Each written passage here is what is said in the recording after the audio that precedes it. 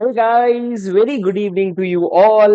I hope you are all doing well. फटाफट मेरे को ये बताओ, क्या आप लोगों को मेरी आवाज सुनाई दे रही है? क्या मैं आप लोगों को दिखाई दे रहा हूँ? आज का अपना सेशन अपन शुरू करेंगे। फटाफट से बताओ, क्या आप लोगों को मेरी आवाज एकदम जोर शोर से आ रही है? मेरे को पता है मैं अभी दिख नहीं रहा हूँ, मैं बस एक सेकेंड में दिखने लगूंगा। बस आप ये बताओ, आवाज आ रही है क्या?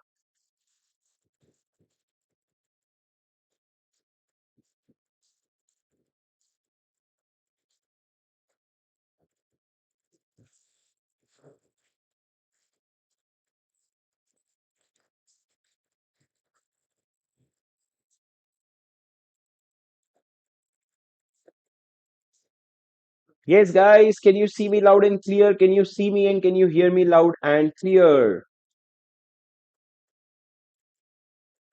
जल्दी से अपना गो अहेड दो। हेलो सर, पहचाना? हाँ जाहिद, पहचाना। तो जूम कॉल पे मैं लग ले। यस गाइस, अपने सारे दोस्तों को लिंक भेज दो। फटाफट उनको बोलो ज्वाइन करने, क्लास शुरू हो गई है। फटाफट ज्वाइन करने बोलो सभी लोगों को। Come on. Yes people, come on.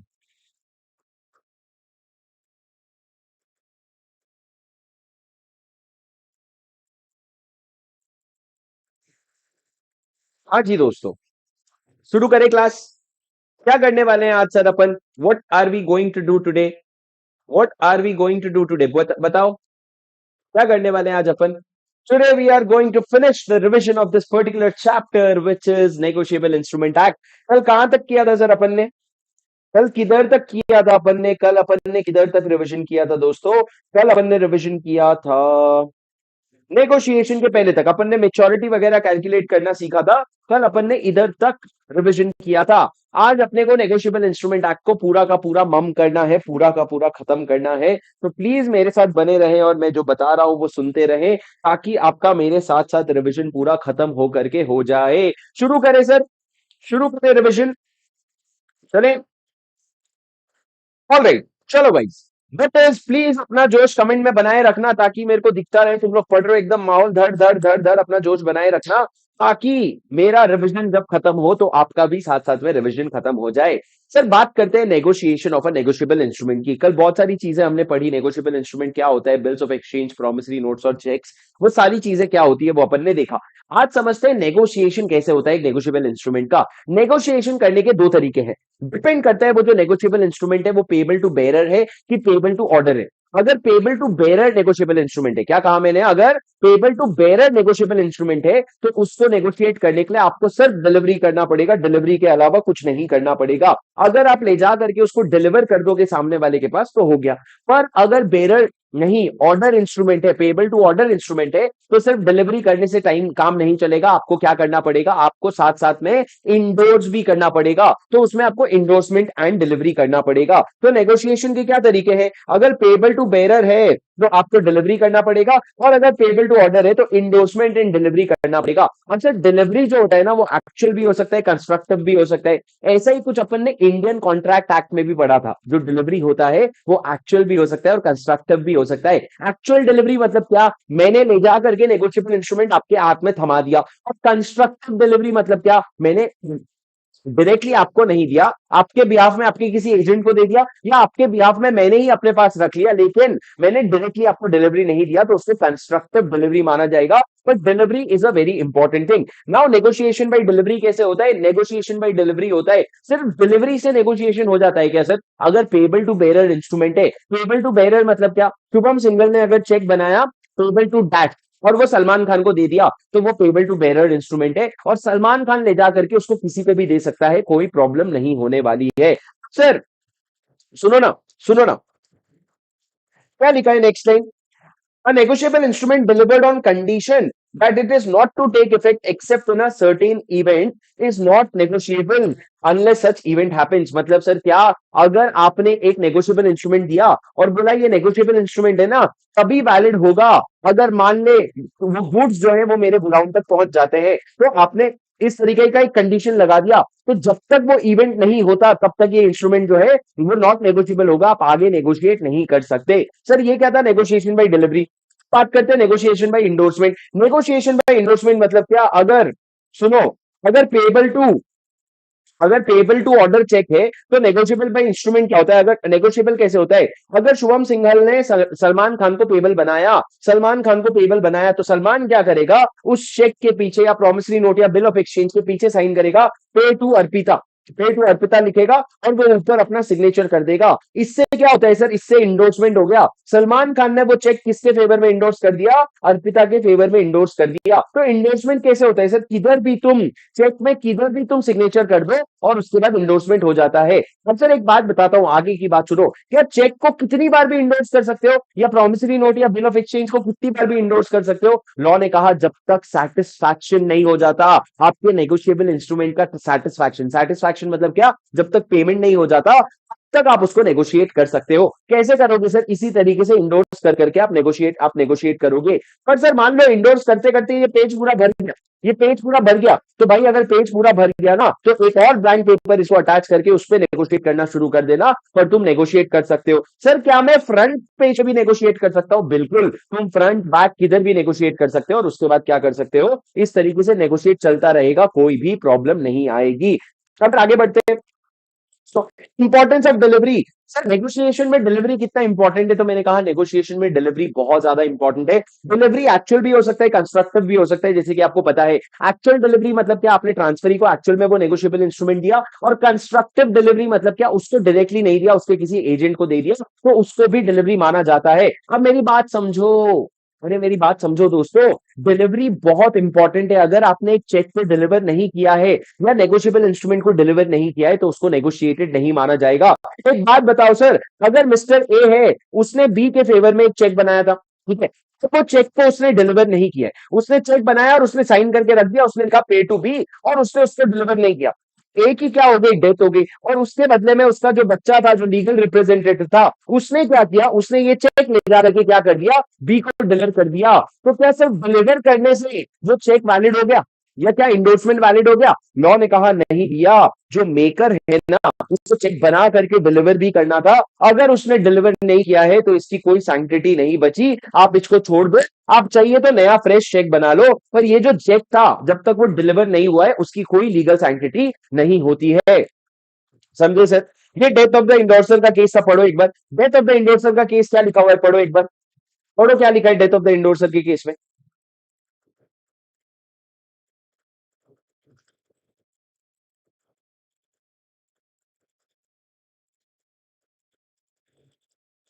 पढ़े सर क्या लिखा है डेथ ऑफ द इंडोर्सर के केस में। डेथ ऑफ द इंडोर्सर के केस में क्या लिखा है, अगर आपने डिजीज पर्सन ने नहीं डिलीवर किया तो आप उससे मियर डिलीवरी से नेगोशिएट नहीं कर सकते, आपको क्या करना पड़ेगा, आपको फ्रेश चेक बनाना पड़ेगा। दूसरा एग्जांपल देता हूं सर, अगर ए ने एक प्रॉमिसरी नोट दिया था बी, बी ने उसको इंडोर्स किया था सी के नाम पे, इंडोर्स करने के बाद उसने डिलीवर नहीं किया था, इंडोर्स करके बस उसने अपने पास रख लिया था, बी की डेथ हो गई, तो बी का लड़का जो लीगल रिप्रेजेंटेटिव है, क्या वो आकर के इंडोर्स कर सकता है। लॉ ने कहा नहीं इंडोर्स कर सकता भाई। क्यों नहीं इंडोर्स कर सकता है, क्योंकि इंडोर्समेंट के लिए डिलीवरी बहुत इंपॉर्टेंट है, अगर आप डिलीवरी नहीं करोगे तो इंडोर्समेंट नहीं माना जाएगा। ये सर आपका डिलीवरी के बारे में बात था, मोटा मोटी, और ज्यादा हमको डेप्थ में घुसने की जरूरत नहीं है। सबसे बात करते हैं इंडोर्समेंट, ये बहुत इंपॉर्टेंट टॉपिक है। इंडोर्समेंट कैसे होता है, तो मैंने आपको समझाया इंडोर्समेंट कैसे होता है, सिग्नेचर करके और इंडोर्समेंट होता है।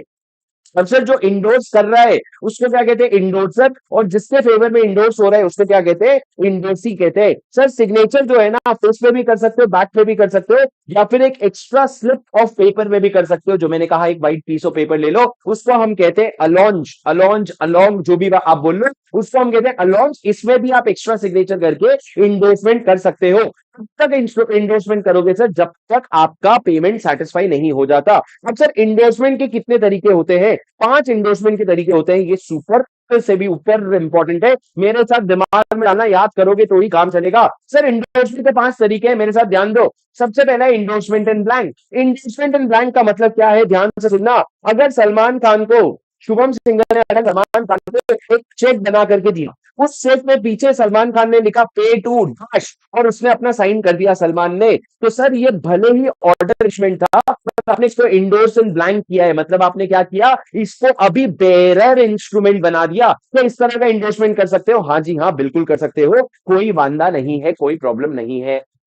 अरे बोलो समझे, कोई प्रॉब्लम नहीं है, कोई भी एकदम भी प्रॉब्लम नहीं है। तो इन्वेस्टमेंट इन ब्लैंक मतलब क्या, आप सिर्फ सिग्नेचर कर रहे हो। मान लो सर, अगर अगर सलमान खान ने कुछ नहीं किया, सलमान खान ने पीछे चेक सिर्फ साइन कर दिया, सलमान कुछ भी नहीं लिखा ऊपर, तो भी सर उसको इंडोर्समेंट इन ब्लैंक माना जाता है। कुछ भी नहीं लिखा तो भी इंडोर्समेंट इन ब्लैंक माना जाता है। दूसरी तरफ होता है sir endorsement in full. Endorsement in full मतलब क्या, आप पीछे प्रॉपर लिख रहे हो पे टू अर्पिता और उसके बाद अपना सिग्नेचर कर रहे हो, तो उसको इंडोर्समेंट इन फुल माना जाता है। इंडोर्समेंट इन फुल कैसे माना जाता है, अगर आप सिग्नेचर कर रहे हो और इंडोसी का नाम भी लिख रहे हो, सर उसके बाद लास्ट में कुछ जीरो लिखा है, इसको काट दो। अगर आपने सिग्नेचर भी किया और नाम भी लिखा तो इंडोर्समेंट इन फुल, पर अगर आपने सिर्फ सिग्नेचर किया, नाम नहीं लिखा, तो उस केस में इंडोर्समेंट इन ब्लैंक माना जाता है। उसके बाद सर पार्शियल इंडोर्समेंट क्या, पार्शियल इंडोर्समेंट मतलब क्या, अगर शुभम सिंघल ने सलमान खान को बोला था कि शुभम सिंघल ने बोला था सलमान खान को 50,000 रुपए दूंगा, अब सलमान खान आगे अर्पिता को बोल रहा है, अर्पिता ये जो चेक है ना,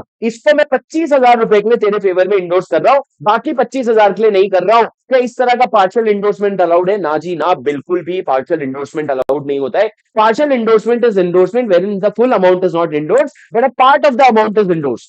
पर सर इसी एग्जाम्पल में अगर मैं थोड़ी सी चीजें बदल दूं, ये 50,000 रुपए में से अगर 25,000 शुभम ने ऑलरेडी पे कर दिया है, बचा कितना है, सिर्फ 25,000 अनपेड है, बाकी 25,000 पे हो गया है। अब जो सलमान खान है ना, बचे हुए 25,000 अनपेड पोर्शन को अगर अर्पिता को इंडोर्स कर रहा है, तो लॉ कहता है फिर ये वैलिड इंडोर्समेंट है, क्योंकि फिर एक तरह से वो पार्शियल इंडोर्समेंट नहीं है भाई, फुल इंडोर्समेंट ही है। क्यों? क्योंकि 25,000 तो पे हो गए, बचा कितना है आपका, और 25,000, तो ये जो बचा हुआ पैसा है इसको तो आप इंडोर्स कर ही सकते हो। तो सर पार्शियल इंडोर्समेंट जो मैंने कहा, पार्शियल इंडोर्समेंट जो मैंने कहा, वो इनवैलिड होता है। पर अगर अगर पार्ट पेमेंट हो गया है और पार्ट पेमेंट जो बचा है उसको इंडोर्स कर रहे हो, तो वो फिर वैलिड हो जाएगा। उसके बाद क्या है sir, restrictive endorsement. Restrictive endorsement मतलब अगर मैं इंडोर्स कर रहा हूं और सामने वाले के राइट्स को मैं रेस्ट्रिक्ट कर रहा हूं, अगर मैं बोल रहा हूं सामने वाले तू किसी और को ट्रांसफर नहीं कर पाएगा, तू अगर किसी और को नेगोशिएट नहीं कर पाएगा, तो रेस्ट्रिक्टिव इंडोर्समेंट होता है। रेस्ट्रिक्टिव इंडोर्समेंट मतलब क्या,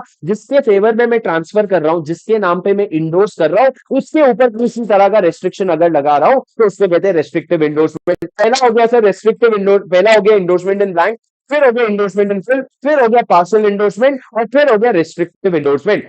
लास्ट वाला बचता है जो बहुत इंपॉर्टेंट है, वो है कंडीशनल इंडोर्समेंट। कंडीशनल इंडोर्समेंट मतलब क्या होता है सर, आप इंडोर्स तो कर रहे हो लेकिन उसमें कुछ ना कुछ कंडीशन लगा रहे हो। कंडीशन किसके फेवर में सर, या तो वो इंडोर्सर के फेवर में भी हो सकता है, या इंडोर्सी के फेवर में भी हो सकता है। एग्जाम्पल लेके समझते हैं सर, अगर शुभम सिंघल ने सलमान खान के फेवर में एक प्रॉमिसरी नोट बनाया, सलमान खान वो प्रॉमिसरी नोट अर्पिता को देना चाहता है, तो सलमान खान क्या हो गया, इंडोर सर, और अर्पिता क्या हो गई, फ्री का खाने, नहीं नहीं नहीं नहीं, वो नहीं, अर्पिता क्या हो गई, वो हो गई इंडोर्सी। तो सर अगर इंडोर्सर इंडोर्सी को इंडोर्स कर रहा है, तो कंडीशनल इंडोर्समेंट मतलब क्या होता है सर, कंडीशनल इंडोर्समेंट मतलब आपने इंडोर्समेंट के वक्त कुछ टर्म्स एंड कंडीशंस लगाए। वाह सर वाह, तब बताओ इंडोर्स कंडीशनल मतलब आपने कुछ कंडीशन लगाए। अरे बता रहा हूं, सुनो तो सही, मेरी बात तो सुनो।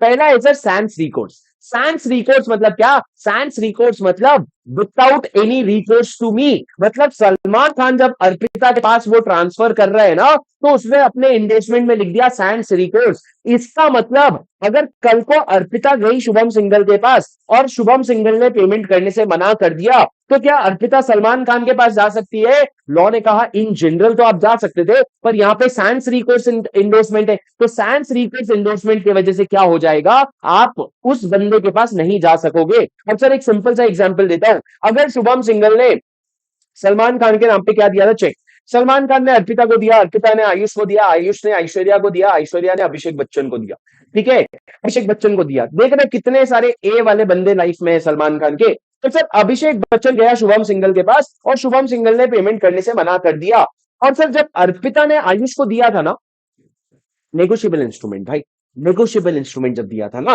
तब उसने लिखा था सैंस रिकर्स। सैंस रिकर्स लिखा था मतलब क्या, वापस मत आना मेरे पास। तो अभिषेक बच्चन ऐश्वर्या को केस कर सकते हैं, हाँ केस कर सकता है, बोला बाकी नहीं केस कर सकता है क्या? हाँ केस कर सकता है। क्या ऐश्वर्या राय आयुष के पे केस कर सकती है? हाँ। पर क्या आयुष अर्पिता पे केस कर सकता है? नहीं सर, नहीं केस कर सकता। क्या आयुष सलमान खान पे केस कर सकता है? क्या आयुष सलमान खान पे केस कर सकता है? हाँ सर, सैंस रिकोर्स मतलब ये वाली पार्टी जिसने सैंस रिकोर्स किया है वो लायबल नहीं होगा, मतलब सलमान खान पे तुम केस कर सकते हो। ये सैंस रिकोर्स हो गया, समझे सर? कंडीशन में पहला सैंस रिकोर्स मतलब विदाउट रिकोर्स टू मी, कल को अगर कुछ होएगा तो रोते रोते मेरे पास नहीं आने का। उसके बाद क्या लिखा है sir? Liability dependent on contingency. अगर मैं आपको इंडोर्स कर रहा हूं और इंडोर्समेंट के वक्त मैं लिखता हूं कि मेरी लाइबिलिटी तभी होगी अगर कोई कंटिजेंट आइटम मीट होगा। कंटिजेंट आइटम के जैसे कि क्या? कल अगर बारिश हो गई, कल अगर बारिश हो गई तो मैं तेरे को पेमेंट करूंगा। तो सर इसको कहते हैं इंडोर्समेंट विच इज लाइबिलिटी और लाइबल डिपेंडेंट ऑन कंटिजेंसी। पर सर एक बात बताओ, आपने तो कल की क्लास में बोला था कि अनसर्टेन इवेंट को लेकर के अगर नेगोशिएबल इंस्ट्रूमेंट बनाए तो वो तो वैलिड नहीं होता। अगर अनसर्टेन इवेंट को लेकर के नेगोशिएबल इंस्ट्रूमेंट बना है तो वैलिड नहीं होता है। आज भी वही बात है, अगर अनसर्टेन इवेंट को लेकर के नेगोशिएबल इंस्ट्रूमेंट बना है तो वो वैलिड नहीं होता। पर सर ये ओरिजिनल इंस्ट्रूमेंट की बात कर रहे हैं। और अब हम क्या पढ़ रहे हैं? अब हम इंडोर्समेंट की बात कर रहे हैं। सर अगर शुभम सिंघल ने सलमान खान के नाम पे प्रॉमिसरी नोट बनाया और वो प्रॉमिसरी नोट जो पेबल है वो कंटिजेंसी में पेबल है, तो सर ये वैलिड प्रॉमिसरी नोट नहीं है, क्योंकि प्रॉमिसरी नोट एक सर्टेन इवेंट पे होना चाहिए। पर जब सलमान खान इसको अगर अर्पिता को इंडोर्स कर रहा है और सलमान खान बोल रहा है कि अगर मेरी शादी होगी तभी जाके अर्पिता तेरे को ये पैसे मिलेंगे, तो सर ये जो आप इंडोर्समेंट कर रहे हो ना, उसमें आप कंटिजेंसी लगा सकते हो, उसमें आप कंडीशन लगा सकते हो। इसको भी कहते हैं कंडीशनल इंडोर्समेंट। तो पहला कंडीशन क्या हो गया सर? Science request. दूसरा क्या हो गया? Liability dependent on some contingency. उसका क्या है सर? तीसरा फैकल्टेटिव। फैकल्टेटिव इंडोर्समेंट मतलब क्या? जब सलमान खान अर्पिता को इंडोर्स कर रहा है ना अर्पिता के फेवर में, तो या तो सलमान खान अपने राइट्स को कम कर रहे हैं या अपनी लाइबिलिटी को किसी तरीके से बढ़ा है, तो उसको कहते हैं फैकल्टेटिव इंडोर्समेंट। क्या कहते हैं? Facultative endorsement. मान लो सर शुभम सिंघल ने सलमान खान के नाम पे चेक बनाया था, सलमान खान ने अर्पिता के नाम पे क्या कर दिया? इंडोर्स कर दिया। अर्पिता को जब इंडोर्स कर रहा था ना, तो सलमान खान ने क्या बोला? सलमान खान ने बोला अर्पिता एकदम टेंशन मत लो, शुभम अपने भरोसे का आदमी है, ठीक है। कल को अगर शुभम नहीं पेमेंट करेगा ना, तो जनरली क्या करना होता है? जनरली अर्पिता को एक नोटिस ऑफ डिसऑनर देना रहता है। क्या देना रहता है? नोटिस ऑफ डिसऑनर, कि सलमान भाई शुभम सिंघल ने डिसऑनर कर दिया है, आप ये नोटिस ले लो। पर सर सलमान खान अगर चाहे ना, इंडोर्समेंट के वक्त ये लिख सकता है कि मेरे को नोटिस ऑफ डिसऑनर नहीं चाहिए, कोई टेंशन मत ले, अगर शुभम सिंघल पे नहीं करेगा तो मैं पे कर दूंगा, तो टेंशन मत ले। तो सर ये होता है फैकल्टेटिव इंडोर्समेंट, जहां पे तुम अपने राइट्स को क्या कर रहे हो? गिव अप कर रहे हो, तुम अपने राइट्स को छोड़ रहे हो या अपने लाइबिलिटीज को बढ़ा रहे हो। लाइबिलिटीज कैसे बढ़ा रहे हो सर? आप बोल रहे हो शुभम सिंघल 50,000 रुपए देगा, अगर वो नहीं देगा ना मैं तेरे को 60,000 रुपए पे कर दूंगा, तू टेंशन मत ले। पर तू ले तो सही चेक, तू ले तो सही प्रॉमिसरी नोट। तो फिर इस तरह की चीजों को क्या कहते हैं? फैकल्टेटिव इंडोर्समेंट, जहां पे जो इंडोर्सर है या तो वो अपनी लाइबिलिटी गिव अप कर रहा होता है या फिर वो अपने राइट्स गिव अप कर रहा होता है या लाइबिलिटी बढ़ा रहा होता है, मतलब तुम अपना नुकसान करवा रहे हो, ठीक है। तुम अपना क्या कर रहे हो? नुकसान करवा रहे हो, तो उसको कहते हैं फैकल्टेटिव। और लास्ट में साइंस फ्रेज। साइंस फ्रेज मतलब क्या सर? साइंस फ्रेज मतलब क्या? बोलो बोलो। साइंस फ्रेज का मतलब क्या होता है? ये जो नेगोशिएबल इंस्ट्रूमेंट है ना, मान लो शुभम सिंघल ने सलमान को बना के दिया, सलमान ने अर्पिता को, अर्पिता ने अभिषेक बच्चन को, अभिषेक बच्चन ने ऐश्वर्या को, इस तरीके से घूम रहे। अब सर कल को अगर ये पेमेंट में डिफॉल्ट हो जाएगा तो अभिषेक बच्चन जाके केस करेगा। मतलब केस का जो पैसा लगा वो किधर से रिकवर करेगा? वो ऐसा नहीं जाएगी अभिषेक बच्चन के पास, अभिषेक बच्चन अर्पिता के पास, अर्पिता आएगा सलमान खान के पास, बोलेगा भाई एक तो 50,000 रुपए दे और जो केस का पैसा लगा वही। पर अगर सलमान खान ने यहाँ पे इन्वेस्टमेंट किया था, सलमान खान का कहने का मतलब ये है को अगर डिफॉल्ट होएगा ना तो मैं सिर्फ 50,000 रुपए दूंगा, इसके ऊपर का कोई भी खर्चा मेरे ऊपर नहीं आएगा। तेरे को लेने का इंस्ट्रूमेंट तो ले वरना जाने दे, पर मैं तो सिर्फ साइंस फ्रेज लूंगा, मैं तो सिर्फ वही पैसा खर्च करूंगा, उसके अलावा कोई भी पैसा मेरी जिम्मेदारी नहीं होगी। आपको बात समझ में आई sir? Did you understand? Sir एक बार जोर से बोलो, क्या आपको बात समझ में आई? अरे बोलो सर, डिड यू अंडरस्टैंड? हाँ, हेलो, क्या अभी आपको मेरी आवाज क्लियर आ रही है? Can you hear me loud and clear now? क्या अभी आपको मेरी आवाज एकदम सही से आ रही है? एक बार फटाफट अभी कंफर्मेशन दो।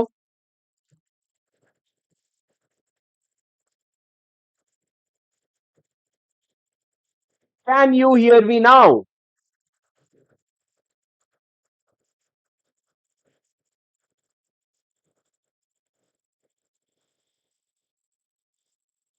Hello hello hello, mic testing mic testing mic testing.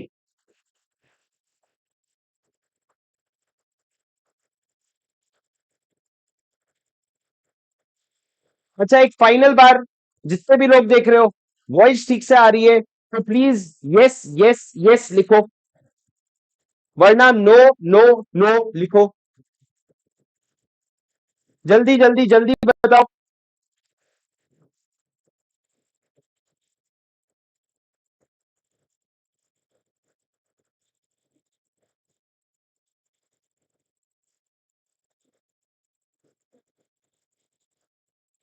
All right, चलो, अगर वॉइस का इशू आएगा तो बताना, आगे बढ़ते हैं। सुनो मेरी बात दोस्तों। सर, इंडोर्समेंट हमारे टाइप्स हो गए सर, ये बहुत इंपॉर्टेंट है, आपको याद करना पड़ेगा। इंडोर्समेंट कितने तरह के होते हैं? इंडोर्समेंट इन ब्लैंक होता है, इंडोर्समेंट इन फुल होता है, इंडोर्समेंट इन ब्लैंक होता है, इंडोर्समेंट इन फुल होता है। उसके अलावा और क्या इंडोर्समेंट होता है आपका? वो आपका पार्शियल इंडोर्समेंट होता है, रिस्ट्रिक्टिव इंडोर्समेंट होता है, और कंडीशनल इंडोर्समेंट भी होता है। सर, कंडीशनल इंडोर्समेंट में कितने तरह के इंडोर्समेंट होते हैं? कंडीशनल इंडोर्समेंट में कितने तरह के इंडोर्समेंट होते हैं, बताओ सर, बताओ। मैं एक्चुअली एक बैकअप रिकॉर्डिंग शुरू कर रहा हूं। हाँ सर, मेरे को बताओ, कंडीशनल इंडोर्समेंट में कितने तरह के इंडोर्समेंट होते हैं? कंडीशनल इंडोर्समेंट में चार तरह के होते हैं। पहला आपका सैंस रिकर्स, दूसरा कंटिंजेंट लायबिलिटी, तीसरा फैकल्टेटिव, और चौथा सैंस फ्रेज। ये चार तरह का आपका कंडीशनल इंडोर्समेंट होता है। तो sir, endorsement in blank, endorsement in full, आपका partial endorsement, restrictive endorsement, conditional endorsement में चार, सैंस रिकर्स, कंटिंजेंट, फैकल्टेटिव और सैंस फ्रेज। ठीक है, ये चार तरह का आपका आपका इंडोर्समेंट होता है। क्या आपको समझ आई बात? डिड यू अंडरस्टैंड और did you not understand? Yes sir. All right sir, अब ये सारी चीजें तो अपन ने पढ़ी बहुत डिटेल में। अब सर आगे बढ़ते हैं। Conversion of endorsement in blank to endorsement in full. अगर आपका इंडोर्समेंट इन ब्लैंक जो है वो फिल में कन्वर्ट हो रहा है तो क्या चीजें होगी सर? ध्यान देना यहाँ पे। Conversion of endorsement blank to endorsement FL, एकदम ध्यान से मेरी बात सुनना। सर, अगर शुभम सिंह ने चेक बना के दिया था सलमान को, सलमान का क्या किया उस चेक के पीछे? सर, क्या लिखा था? पे टू सलमान, पे टू सलमान। तो ये ऑर्डर इंस्ट्रूमेंट है कि बेरर इंस्ट्रूमेंट है? पे टू सलमान, क्या ये ऑर्डर इंस्ट्रूमेंट है, बेरर इंस्ट्रूमेंट है? पे टू सलमान जो है वो पूरा आपका ऑर्डर इंस्ट्रूमेंट है। सलमान खान ने क्या किया, उसके पीछे वहां पे साइन कर दिया, साइन करके कुछ भी नहीं लिखा, ब्लैंक छोड़ दिया। तो अब ये क्या हो गया सर? ये अब बेरर इंस्ट्रूमेंट हो गया। अब सर, क्या बेरर इंस्ट्रूमेंट को वापस आप ऑर्डर इंस्ट्रूमेंट बना सकते हो? हाँ सर, समझो, अगर उसने ब्लैंक सिग्नेचर करके उसने किसको दे दिया चेक? अर्पिता को दे दिया।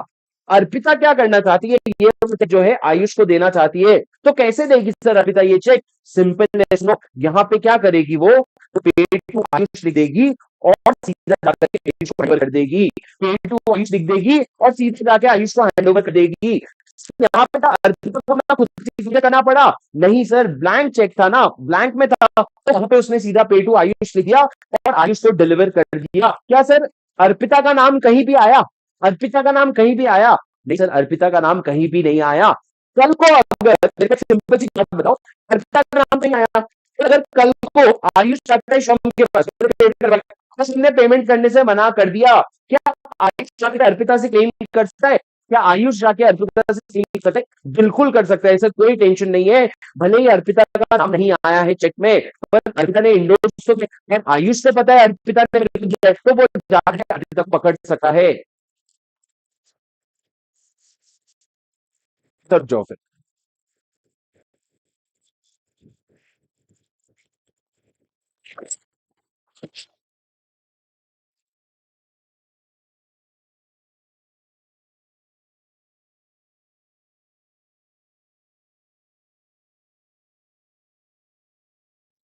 Hello hello hello.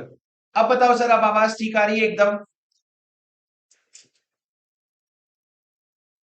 अब आवाज ठीक आ रही है तुम लोगों को एकदम, ये बताओ।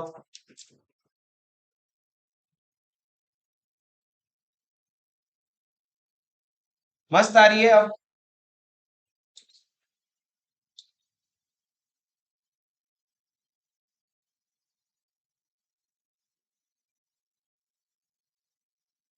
ठीक है सर, चलो।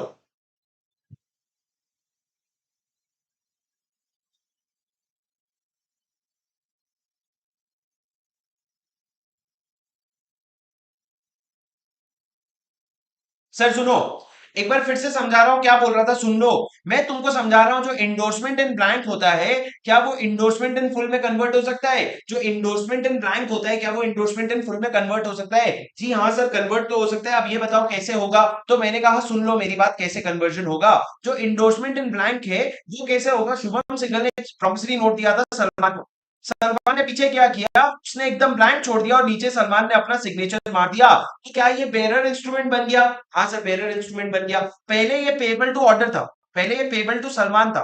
तो पेबल टू सलमान मतलब क्या? ये ऑर्डर इंस्ट्रूमेंट। तो अगर सलमान खान ने ब्लैंक छोड़ दिया है तो ये क्या बन जाएगा? पेबल टू बेरर बन जाएगा। इसको कहते हैं इंडोर्समेंट इन ब्लैंक।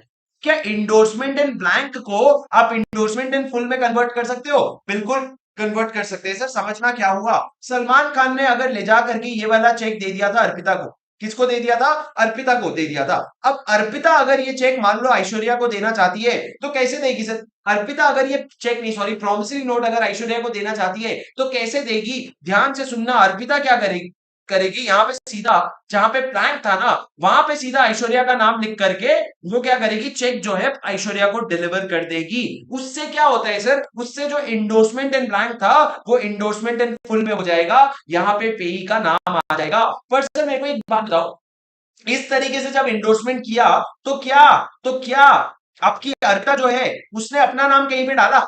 जब इस तरीके से इंडोर्समेंट हुआ तो क्या अर्पिता ने अपना नाम कहीं पे डाला? नहीं सर, उसने तो सलमान खान का सिग्नेचर था, उसी के ऊपर ऐश्वर्या का नाम लिखा और ऐश्वर्या को दे दिया। सर जब ऐश्वर्या अगर गई शुभम के पास और बोली शुभम पेमेंट करो, पेमेंट 50,000 रुपए का, शुभम ने हटा दिया, बोले कोई 50,000 रुपए का पेमेंट नहीं दूंगा मैं, तो क्या ऐश्वर्या अर्पिता को केस कर सकती है?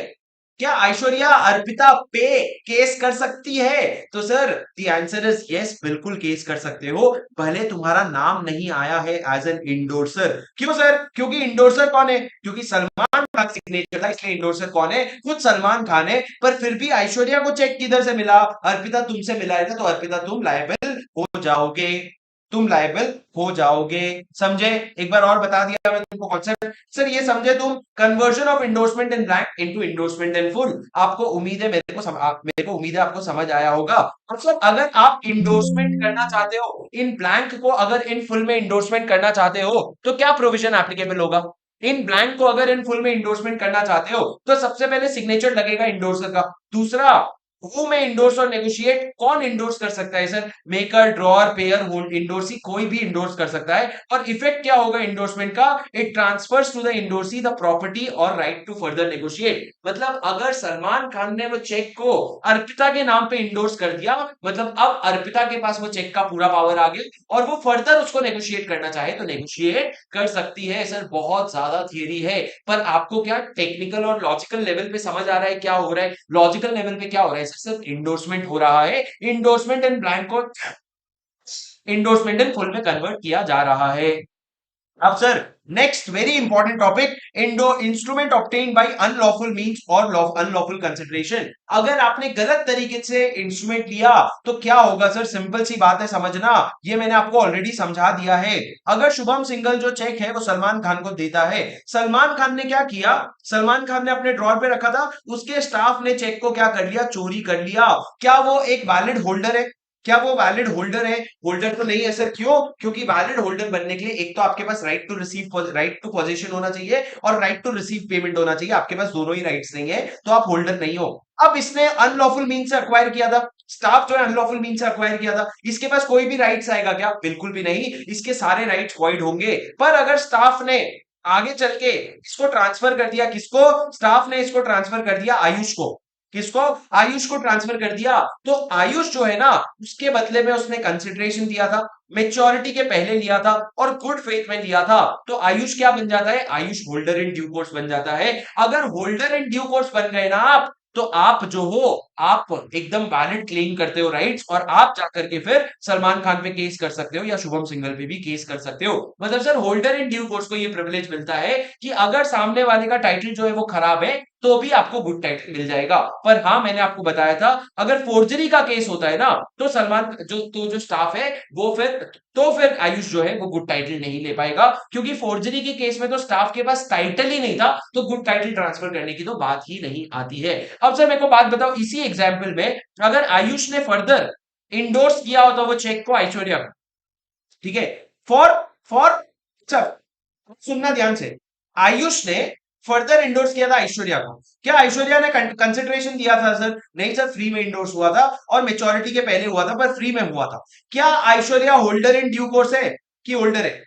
क्या Aishwarya holder in due course है कि होल्डर है? Sir holder in due course तो नहीं हो सकती। क्यों? क्योंकि उसने कंसिडरेशन नहीं दिया है, फ्री में लिया है। पर क्या होल्डर है? हाँ सर, उसके पास राइट टू पोजेशन भी है और राइट टू रिसीव पेमेंट भी है, तो उस केस में आप होल्डर हो। अब मेरे को एक बात बताओ, अगर आप होल्डर हो, क्या आप जा करके सलमान या शुभम पे केस कर सकते हो?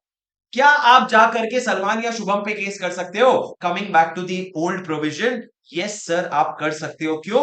क्योंकि your title is as good as the title of the previous owner. तो आपके प्रीवियस ओनर का तो टाइटल बहुत अच्छा है ना, तो ऐश्वर्या जो है वो केस कर सकती है। मतलब तुम समझो, अगर इस चेन में कहीं पे अगर होल्डर इन ड्यू कोर्स आ जाता है ना, तो तुम समझ लेना वो इंस्ट्रूमेंट गंगा नहा लिया है। क्या? अगर इस चेन में कहीं पे भी होल्डर इन ड्यू कोर्स बीच में आ जाता है, तो तुम ये समझ लेना कि इंस्ट्रूमेंट जो है वो गंगा नहा लिया है। कोई टेंशन नहीं है, अब इसके आगे जो है जो लोग भी उसको अक्वायर करेंगे वो लोग भी वैलिड क्लेम कर सकते हैं। होल्डर हो, होल्डर इन ड्यू कोर्स हो, होल्डर हो, होल्डर इन ड्यू कोर्स हो, सबको वैलिड क्लेम मिल जाएगा। क्या आप समझे सर? क्या आप समझे? ये होता है इंस्ट्रूमेंट बाय अनलॉफुल मींस और अनलॉफुल कंसिडरेशन। अगर आपने गलत तरीके से क्लेम किया, तो नो पोजेसर और endorsee will be entitled to receive the amount from any party prior to such holder। आप किसी से भी पैसा नहीं ले पाओगे unless such possessor is a holder in due course or such person through whom he claims was in holder in due course। मतलब sir, या तो आप अगर होल्डर इन ड्यू कोर्स हो तो आपको माफी मिल जाएगी, या फिर अगर आप होल्डर इन ड्यू कोर्स के थ्रू क्लेम कर रहे हो, मतलब क्या, ऐश्वर्या जो है आयुष के थ्रू जाएगी, जो Ayush holder in due course है, तो दोनों केस में चल जाता है, पर उसके अलावा कोई भी केस में नहीं चलता है। सर एक बार ये रीड करो, बहुत इंपॉर्टेंट पॉइंट है, यहीं पे रीड करके खत्म करो, बहुत इंपॉर्टेंट पॉइंट है। परफेक्टली समझ आ गया सर? Good Sneha, good. मैंने देखा है स्नेहा, श्रृंखला, तुम लोगों ने शुरू से बहुत सारे रिविजन अटेंड किए।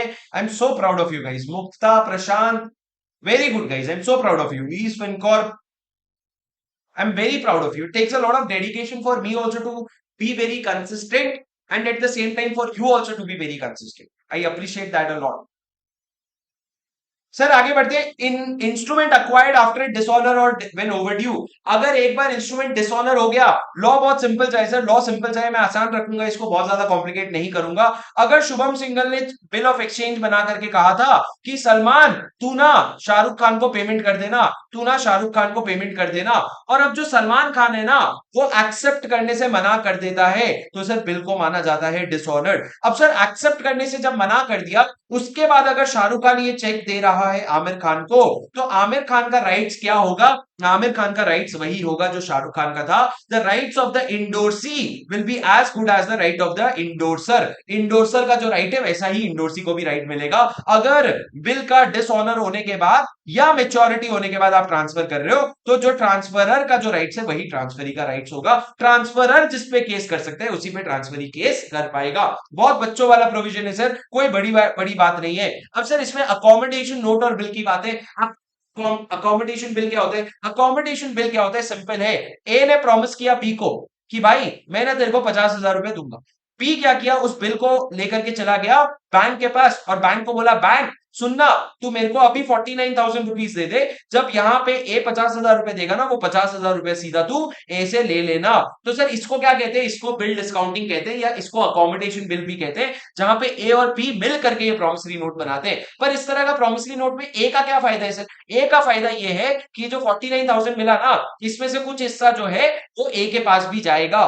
मान लो उसने बोला था 3 महीने के बाद 50,000 रुपए का पेमेंट करूंगा, तो 3 महीने तक सर ये दोनों मिला करके ये 49,000 रुपीज को यूटिलाइज करेंगे और 3 महीने बाद दोनों मिल करके जो 50,000 रुपए का पेमेंट है वो कर देंगे। पर अगर ये लोग पेमेंट नहीं करते हैं तो जो बैंक है ना वो बी को तो पकड़ ही सकता है, साथ में ए को भी पकड़ सकता है। आप सारे पार्टीज जो भी प्रायर पार्टीज है सबको पकड़ करके उनसे पैसे निकलवा सकते हो। क्या आपको मेरी बात समझ आई? जितने भी आपके प्रायर पार्टीज हैं सबसे पैसे निकलवा सकते हो। बोलो समझ आया बात आपको? अरे बोलो, डिड यू अंडरस्टैंड और did you not understand? Yes sir, इसको अकोमोडेशन ऑफ बिल कहते हैं, आपने फाउंडेशन में पढ़ा है। अब सर हेडिंग पढ़ो, इंस्ट्रूमेंट नेगोशिएबल टिल पेमेंट और सैटिस्फैक्शन। जब तक आपके इंस्ट्रूमेंट का पेमेंट या सैटिस्फैक्शन नहीं हो जाता तब तक आप उसको नेगोशिएट करते रहोगे। नेगोशिएट मतलब क्या? A to B, B to C to C, आप इस तरीके सी टू डी इस तरीके से नेगोशिएट कर रहे हो। जब तक उसका सैटिस्फैक्शन नहीं हो जाता आप उसको नेगोशिएट कर सकते हो, कोई प्रॉब्लम नहीं है। अब sir discharge of endorsers liability, discharge of endorsers liability कब होती है सर? ध्यान से सुनना क्या हुआ था, ध्यान से सुनना क्या हुआ था। ए ने प्रॉमिसरी नोट बना के बी को दिया था, ठीक है। बी ने सी को इंडोर्स किया था, सी ने डी को इंडोर्स किया था, डी ने ई को इंडोर्स किया था। सर जब डी जब ई को इंडोर्स कर रहा था ना तो उसने लिख दिया कि इस इंडोर्समेंट में बी जो है इसके बाद लायबल नहीं रहेगा।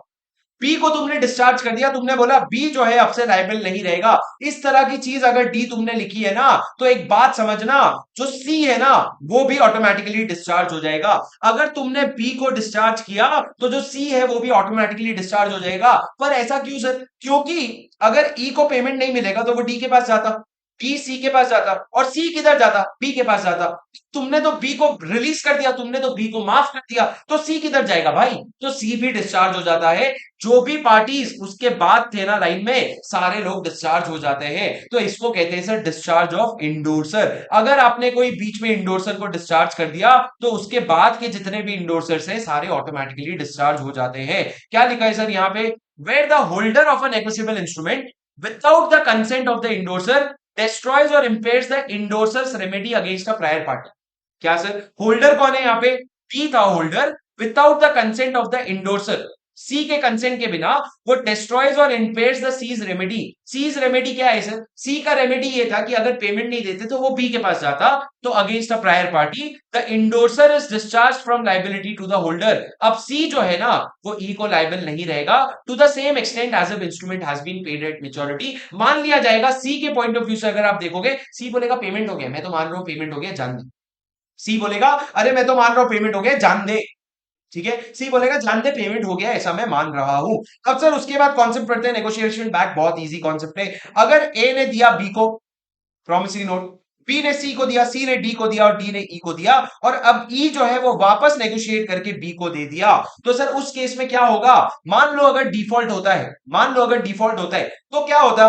बी जाता ई के पास, ई डी के पास, डी सी के पास और सी वापस बी के पास आता। तो आप थप्पड़ मार रहे हो दूसरे वाले को और मिलके आपको खुद ही थप्पड़ पड़ रहे हैं। वो आपने हाउसफुल मूवी देखा ना, चट चट चट।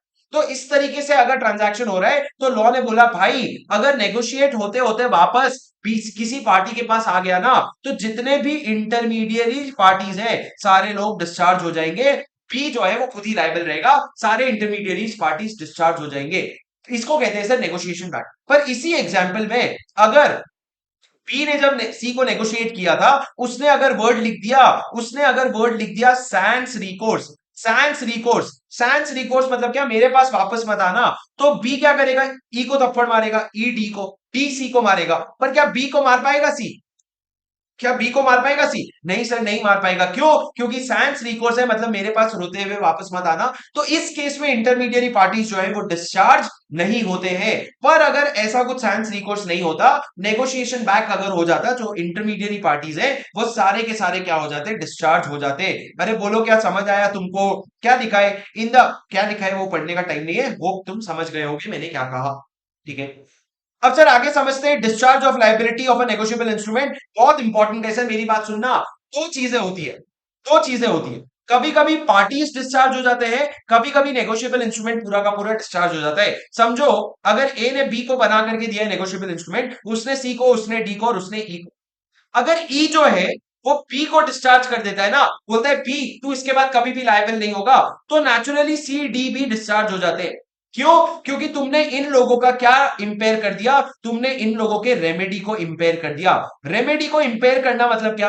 अगर तुम डी के पास जाओगे तो डी सी के पास जाएगा और सी बी के पास जाएगा। पर अब तुमने बी को जब रिलीज कर दिया तो सी बी के पास नहीं जा सकता, तो सी डिस्चार्ज हो गया, सी डिस्चार्ज हो गया तो डी भी डिस्चार्ज हो गया। तो सर इसको क्या कहते हैं, इसमें आपके पार्टीज डिस्चार्ज हो गए। पार्टीज मतलब कौन, बी सी और डी डिस्चार्ज हो गए। पर क्या नेगोशिएबल इंस्ट्रूमेंट अभी भी ओपन है? हाँ सर, नेगोशिएबल इंस्ट्रूमेंट अभी भी ओपन है। तो नेगोशिएबल इंस्ट्रूमेंट कब डिस्चार्ज होता है सर, या तो आपने उसका पेमेंट कर दिया पूरा, या फिर किसी भी कारण से सारे पार्टीज अगर डिस्चार्ज हो जाते हैं तब जाके नेगोशिएबल इंस्ट्रूमेंट को डिस्चार्ज माना जाता है। तो सर नेगोशिएबल इंस्ट्रूमेंट का डिस्चार्ज होना और पार्टीज के डिस्चार्ज होने में फर्क ही है। अब सवाल यह है कि कौन कब डिस्चार्ज होता है, तो मैंने कहा सर ये डब्बे से पढ़ते सुनो।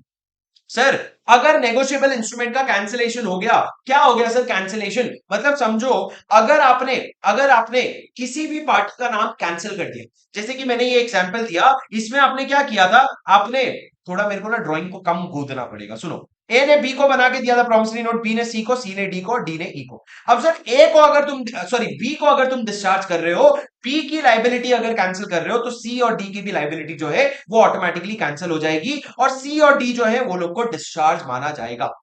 अब सर अगर आप बी का लाइबिलिटी कैंसिल करने की जगह किसी भी और तरीके से बी को रिलीज कर रहे हो, कैसे रिलीज कर रहे हो, आपने बी के साथ अग्रीमेंट कर लिया कि बी तो टेंशन मत ले, मैं तेरे को लाइबल नहीं ठहराऊंगा, तेरे पे कोई भी लाइबिलिटी नहीं आएगी। इस तरीके से अग्रीमेंट करके भी अगर आपने उसको रिलीज कर दिया ना, तो इंटरमीडियरी पार्टीज जो है वो डिस्चार्ज हो जाते हैं। तो मैंने कहा सर डिस्चार्ज दो तरीके से होते हैं, पहला अगर आपने उनका लाइबिलिटी कैंसिल कर दिया या अगर उनकी लाइबिलिटी रिलीज कर दी। सर इससे नेगोशिएबल इंस्ट्रूमेंट डिस्चार्ज हो रहे हैं कि कुछ पार्टीज डिस्चार्ज हो रहे हैं? दोस्तों इससे ना सिर्फ कुछ पार्टीज डिस्चार्ज हो रहे हैं, पूरा का पूरा नेगोशिएबल इंस्ट्रूमेंट डिस्चार्ज नहीं हो रहा है। तो डिस्चार्ज होने के पहले दो तरीके क्या है सर, कैंसिलेशन और दूसरा, पहला है कैंसिलेशन और दूसरा, पहला है कैंसिलेशन और दूसरा क्या है, दूसरा है रिलीज। कैंसिलेशन में आप लाइबिलिटी कैंसिल कर रहे हो, रिलीज में क्या कर रहे हो आप, रिलीज में आप किसी और तरीके से रिलीज कर रहे हो, कैंसिल नहीं कर रहे हो। For instance discharge by agreement, waiver, release या कोई भी और तरीके से अगर उनको माफ कर रहे हो। उसके बाद सर तीसरा क्या है, holder agreeing to a qualified और लिमिटेड एक्सेप्टेंस और holder allowing drawee to more than 48 hours. Sir समझना क्या हुआ, अगर ए ने बी को बोला था बी तू ना सी को पेमेंट कर देना, तो ए कौन हो गया सर, ड्रॉई, बी कौन हो गया ड्रॉअर, बी कौन हो गया ड्रॉई और सी कौन हो गया पे। सी ने उसको नेगोशिएट किया डी के नाम पे, डी ने ई के नाम पे नेगोशिएट किया। अब सर ई कौन हो गया, ई हो गया मान लो होल्डर। होल्डर जब गया ना बी के पास किस चीज के लिए, एक्सेप्टेंस के लिए, तो लॉ कहता है एक्सेप्टेंस के लिए ना तुमको 48 आवर्स देना पड़ेगा, कितना, 48 आवर्स, उससे ज्यादा मत देना। अब सर ई ने क्या किया, ई ने बोला भाई तू 72 आवर्स ले ले। तो अगर तुम ऐसे 48 आवर्स से ज्यादा टाइम दे रहे हो तो तुमको डी का और सी का कंसेंट लेना पड़ेगा। पर अगर तुम उसके कंसेंट के बिना अगर तुमने 48 आवर्स से ज्यादा दे दिया ना, तो आपका डी और सी जो है वो लोग क्या हो जाएगा, वो लोग डिस्चार्ज हो जाएगा, डी और सी क्या हो जाएंगे, डिस्चार्ज हो जाएंगे, अगर तुमने एक्सेप्टेंस के लिए 48 आवर्स से ज्यादा दे दिया। उसी तरीके से सर आपका जो नेगोशिएबल इंस्ट्रूमेंट था ना, वो मान लो 50,000 रुपए के लिए था। तब जब आप एक्सेप्ट करवाने गए ना, आप कोई पार्ट एक्सेप्टेंस या फिर कोई क्वालिफाइड एक्सेप्टेंस लेके आ गए। पार्ट एक्सेप्टेंस मतलब क्या, बी ने बोला 50,000 रुपए नहीं 30,000 रुपए दूंगा और तुमने बोला ओके ओके।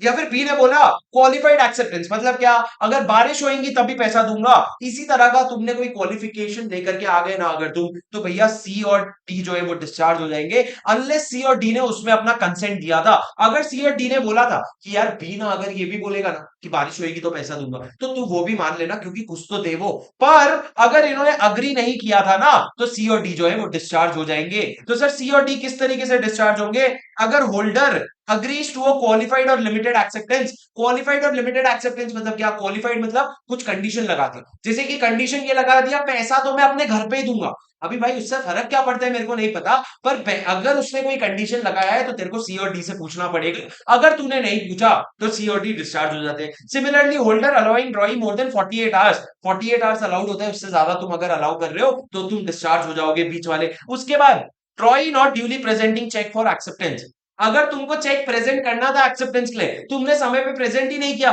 तो भैया बीच वाले पार्टीज डिस्चार्ज हो जाएंगे, वो लोग बैठे नहीं रह सकते। उसके बाद क्या लिखा है, bill coming to acceptor hand after maturity. Sir actually ये जो प्रोविजन है ना, drawee not duly presenting cheque for acceptance, ये बहुत इंपॉर्टेंट है, इस पे अपन थोड़ा घुसते हैं, रुको मेरे साथ।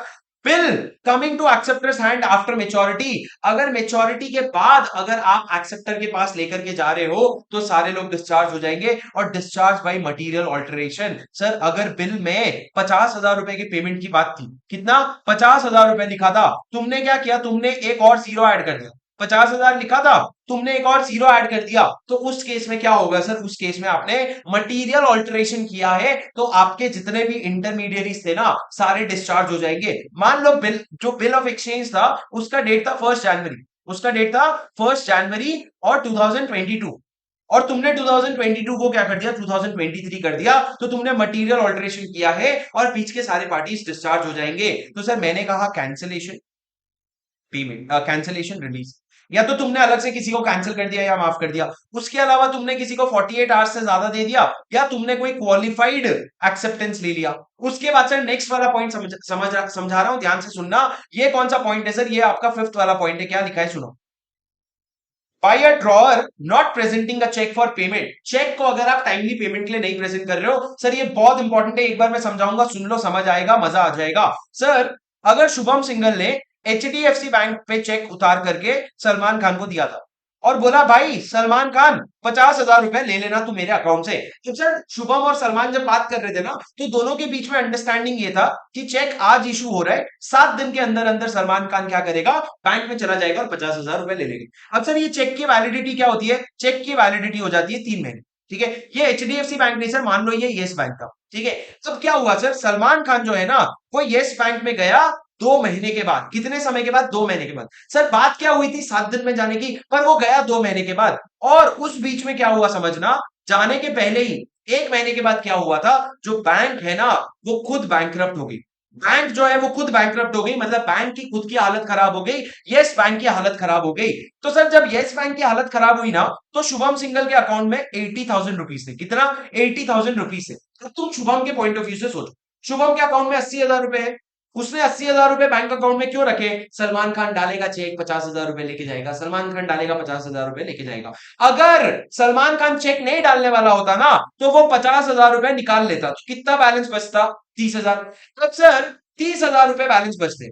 जब बैंक डूब रही है, बैंक डूब रही है मतलब क्या, बैंक अगर फेल हो रही है तो शुभम के कितने पैसे डूबते, 30,000 रुपए डूबते। पर क्योंकि सलमान खान ने टाइम पे जाकर के क्लेम नहीं किया, इसलिए शुभम के कितने पैसे डूब रहे हैं, 80,000 डूब रहे हैं। तो लॉ ने क्या बोला, इस केस में क्या होगा, सलमान खान तू ना शुभम को माफ कर दे, कितने रुपए के लिए माफ कर दे, जितना बैलेंस में अकाउंट, जितना अकाउंट में बैलेंस था जो जाके तूने क्लेम नहीं किया उतने रुपए के लिए माफ कर दे, मतलब 50,000 रुपए के लिए तू शुभम को माफ कर दे। क्यों, क्योंकि अगर तू समय पे जाता ना तेरे को भी पैसे मिल जाते और शुभम के भी पैसे बच जाते। अब तूने समय पे नहीं गया तो उसके वजह से जो नुकसान है सलमान खान को तू भुगत। पर सर सलमान खान को नुकसान नहीं, बस अब क्या होगा, सलमान खान अब शुभम से पैसे नहीं मांगेगा, सलमान खान जो 50,000 रुपए है ना अब वो सीधा येस बैंक से मांगेगा। मतलब सर येस बैंक के बुक्स में क्रेडिटर कौन बन जाएगा, पहले एसएस क्रेडिटर था, अब वो क्रेडिटर नहीं रहेगा, सलमान खान क्रेडिटर बन जाएगा। सर ये क्या है ट्रांजैक्शन आपका, ये वो ट्रांजैक्शन है जहां पे अगर एक जो ट्रांसफरी है, जो जो आपका पेई है, अगर वो समय पे चेक को अगर प्रेजेंट नहीं करता है, ये सिर्फ चेक के लिए रिलेवेंट है, अगर आप चेक को प्रेजेंट नहीं करते और उस वजह उसके पहले बैंक अगर फेल हो जाती है तो उस केस में क्या होगा, जितना अमाउंट चेक का था ना उसके लिए आपका ड्रॉअर जो है वो डिस्चार्ज हो जाएगा। इस केस में एक बात समझना सर, अगर 50,000 रुपए की जगह 40,000 रुपए होते, अगर 50,000 रुपए की जगह 40,000 अकाउंट में होते तो लॉ कहता है फिर तू 50,000 रुपए नहीं 40,000 रुपए के लिए डिस्चार्ज होता शुभम, तेरे को बाकी 10,000 रुपए तो देने पड़ते, तो 50,000 रुपए नहीं 40,000 रुपए के लिए डिस्चार्ज होता।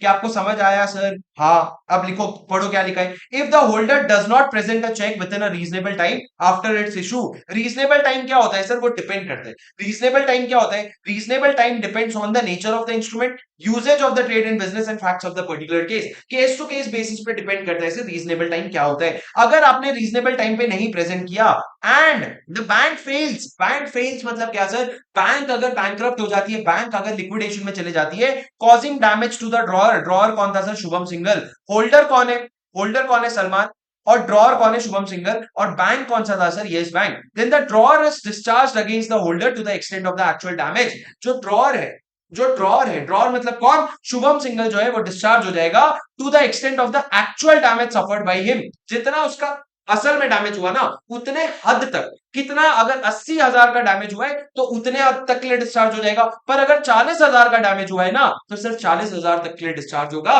बाकी 10,000 तो सलमान खान को वैसे भी देना पड़ेगा। सर समझे? सर समझे?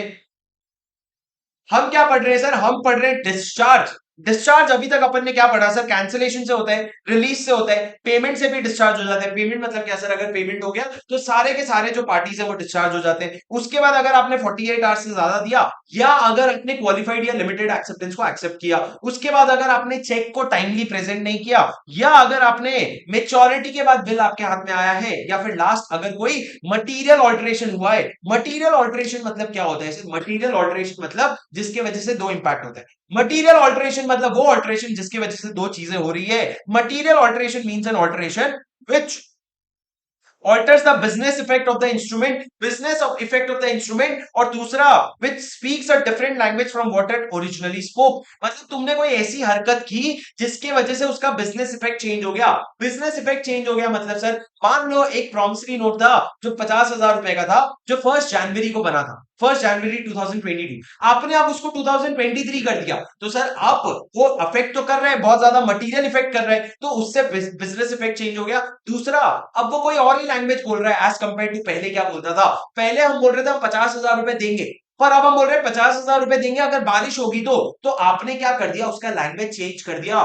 Now it is speaking a language which is different from the language that it originally spoke, तो इसको कहते हैं मटेरियल ऑल्टरेशन। सर एक बात ध्यान रखना, मटेरियल ऑल्टरेशन के लिए बिजनेस इफेक्ट चेंज होना बहुत जरूरी है। मतलब सर तुम्हारा सही में कोई नुकसान हो रहा है या सही में कोई चीजें बदल गई है, नखरे मत करना जबरदस्ती का कि अबे नाम लिखा हुआ था सलमान, मान लो अगर शुभम सिंघल ने चेक दिया सलमान खान को और वहां पे नाम लिखा था पे टू सलमान, अब सलमान ने क्या किया, वहां पे नाम के आगे अपना पूरा नाम लिख लिया सलमान खान, ताकि कोई मिसअंडरस्टैंडिंग ना हो। क्या ये मटेरियल ऑल्टरेशन है? क्या इससे बिजनेस इफेक्ट चेंज हो रहा है? नहीं सर, इससे तो कुछ भी नहीं बदला ना, तो ये मटेरियल ऑल्टरेशन नहीं है, इससे कोई डिस्चार्ज नहीं होगा। पर एक बात समझो, अगर शुभम सिंघल ने चेक दिया था सलमान को, सलमान ने दिया ऐश्वर्या को चेक, और ऐश्वर्या ने दिया अभिषेक बच्चन को चेक वापस से, तो सर अगर इस तरीके से अभिषेक बच्चन के पास पहुंच गया, लेकिन जब ऐश्वर्या दे रही थी ना चेक, तब 50,000 के ऊपर एक और जीरो ऐड कर दिया, तो सर इसको कहते हैं मटीरियल ऑल्टरेशन। अगर ऐश्वर्या ने मटीरियल ऑल्टरेशन किया तो सलमान डिस्चार्ज और शुभम सिंघल भी डिस्चार्ज हो जाएगा। समझे सर? समझे क्या? हाँ सर। अब sir following alteration are specifically declared to be material. Sir अगर मटेरियल ऑल्टरेशन नहीं होएगा ना कोई डिस्चार्ज नहीं होगा। कौन से ऑल्टरेशन मटेरियल माने गए हैं? अगर आपने डेट चेंज किया, अगर आपने सम चेंज किया, टाइम ऑफ पेमेंट चेंज किया, आपने बोला था 3 महीने बाद पे करूंगा, अब आपने उसको 30 मंथ्स कर दिया, या फिर प्लेस ऑफ पेमेंट और एडिशन ऑफ प्लेस, अगर आपने एक प्लेस ऐड कर दिया कि कोलकाता में पे करूंगा स्पेसिफिकली, तो इस तरह का अगर एडिशन कर रहे हो ना तो वो आप नहीं कर सकते। तो अगर ये सारी चीजें अगर आपने की है तो इसको मटीरियल ऑल्टरेशन माना जाएगा। और जो भी प्रायर पार्टीज है जिसने ऑल्टर किया, उसके पहले के जो भी पार्टीज है वो सारे के सारे क्या हो जाएंगे, डिस्चार्ज हो जाएंगे। पर सर ये ऑल्टरेशन को मटीरियल नहीं माना जाएगा, ये जो ऑल्टरेशन है इनको मटीरियल नहीं माना जाएगा। ये कौन से ऑल्टरेशन है सर, सुनना। पहला, अगर वो ऑल्टरेशन अनइंटेंशनल या प्योर एक्सीडेंट है।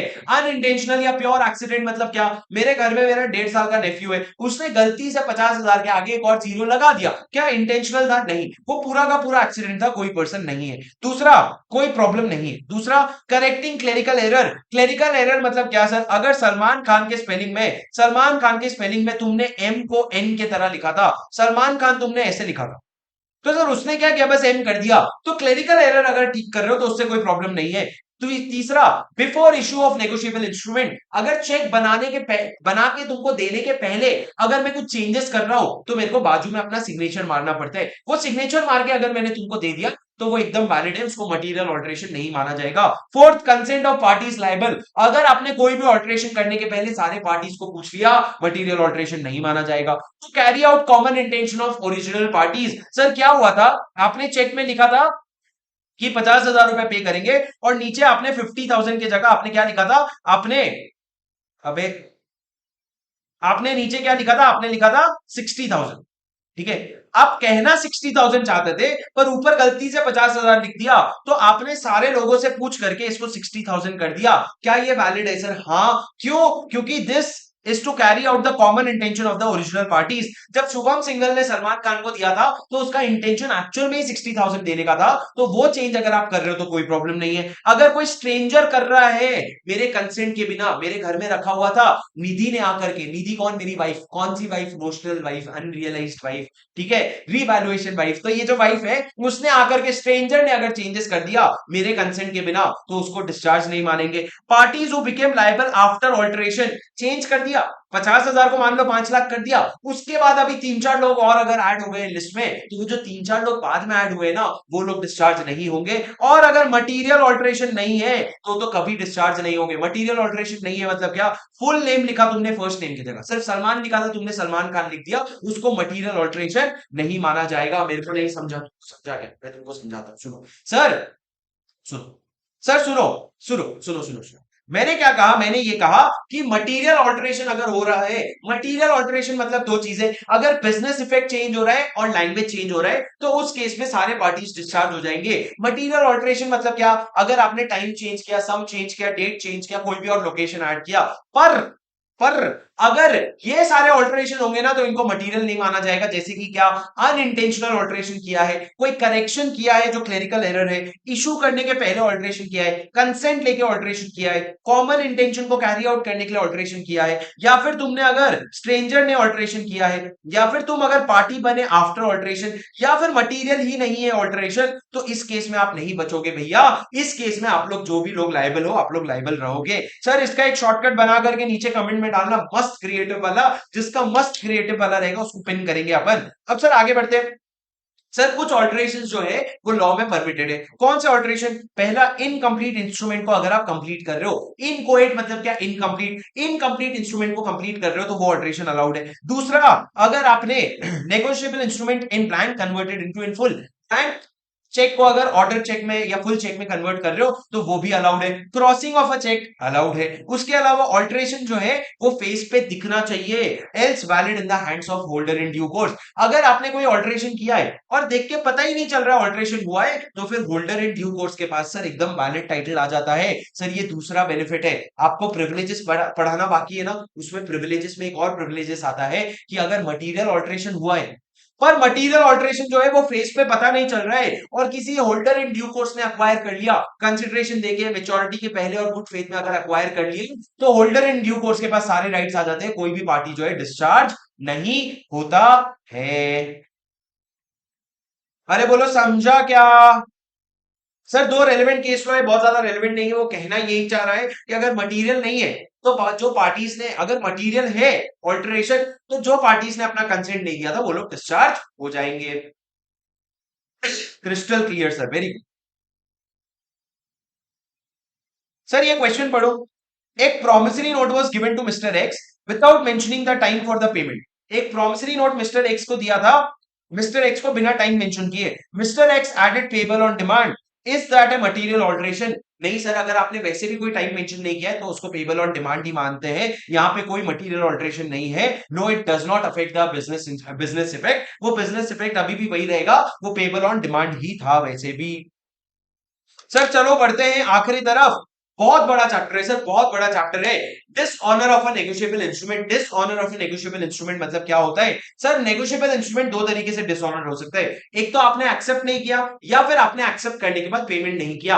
एक्सेप्ट नहीं किया का क्या मतलब है सर, अगर आपको बिल प्रेजेंट किया गया था, आपने 48 आवर्स के अंदर एक्सेप्ट नहीं किया, अगर आपको बिल प्रेजेंट किया गया था और आपने 48 आवर्स के अंदर एक्सेप्ट नहीं किया तो उसको डिसऑनर मान लिया जाएगा। दूसरा, अगर आपने प्रेजेंटमेंट के लिए मना कर दिया था, आपने बोला था नहीं नहीं कोई बात नहीं, तुमको एक्सेप्टेंस के लिए प्रेजेंट नहीं करना पड़ेगा, और उसके बाद भी तुमने अगर खुद से एक्सेप्ट नहीं किया है तो उसको नॉन एक्सेप्टेंस माना जाएगा। सर डिसऑनर क्या होता है बिल का, बिल का डिसऑनर दो तरीके से होता है, नॉन एक्सेप्टेंस और नॉन पेमेंट से। नॉन एक्सेप्टेंस मतलब क्या,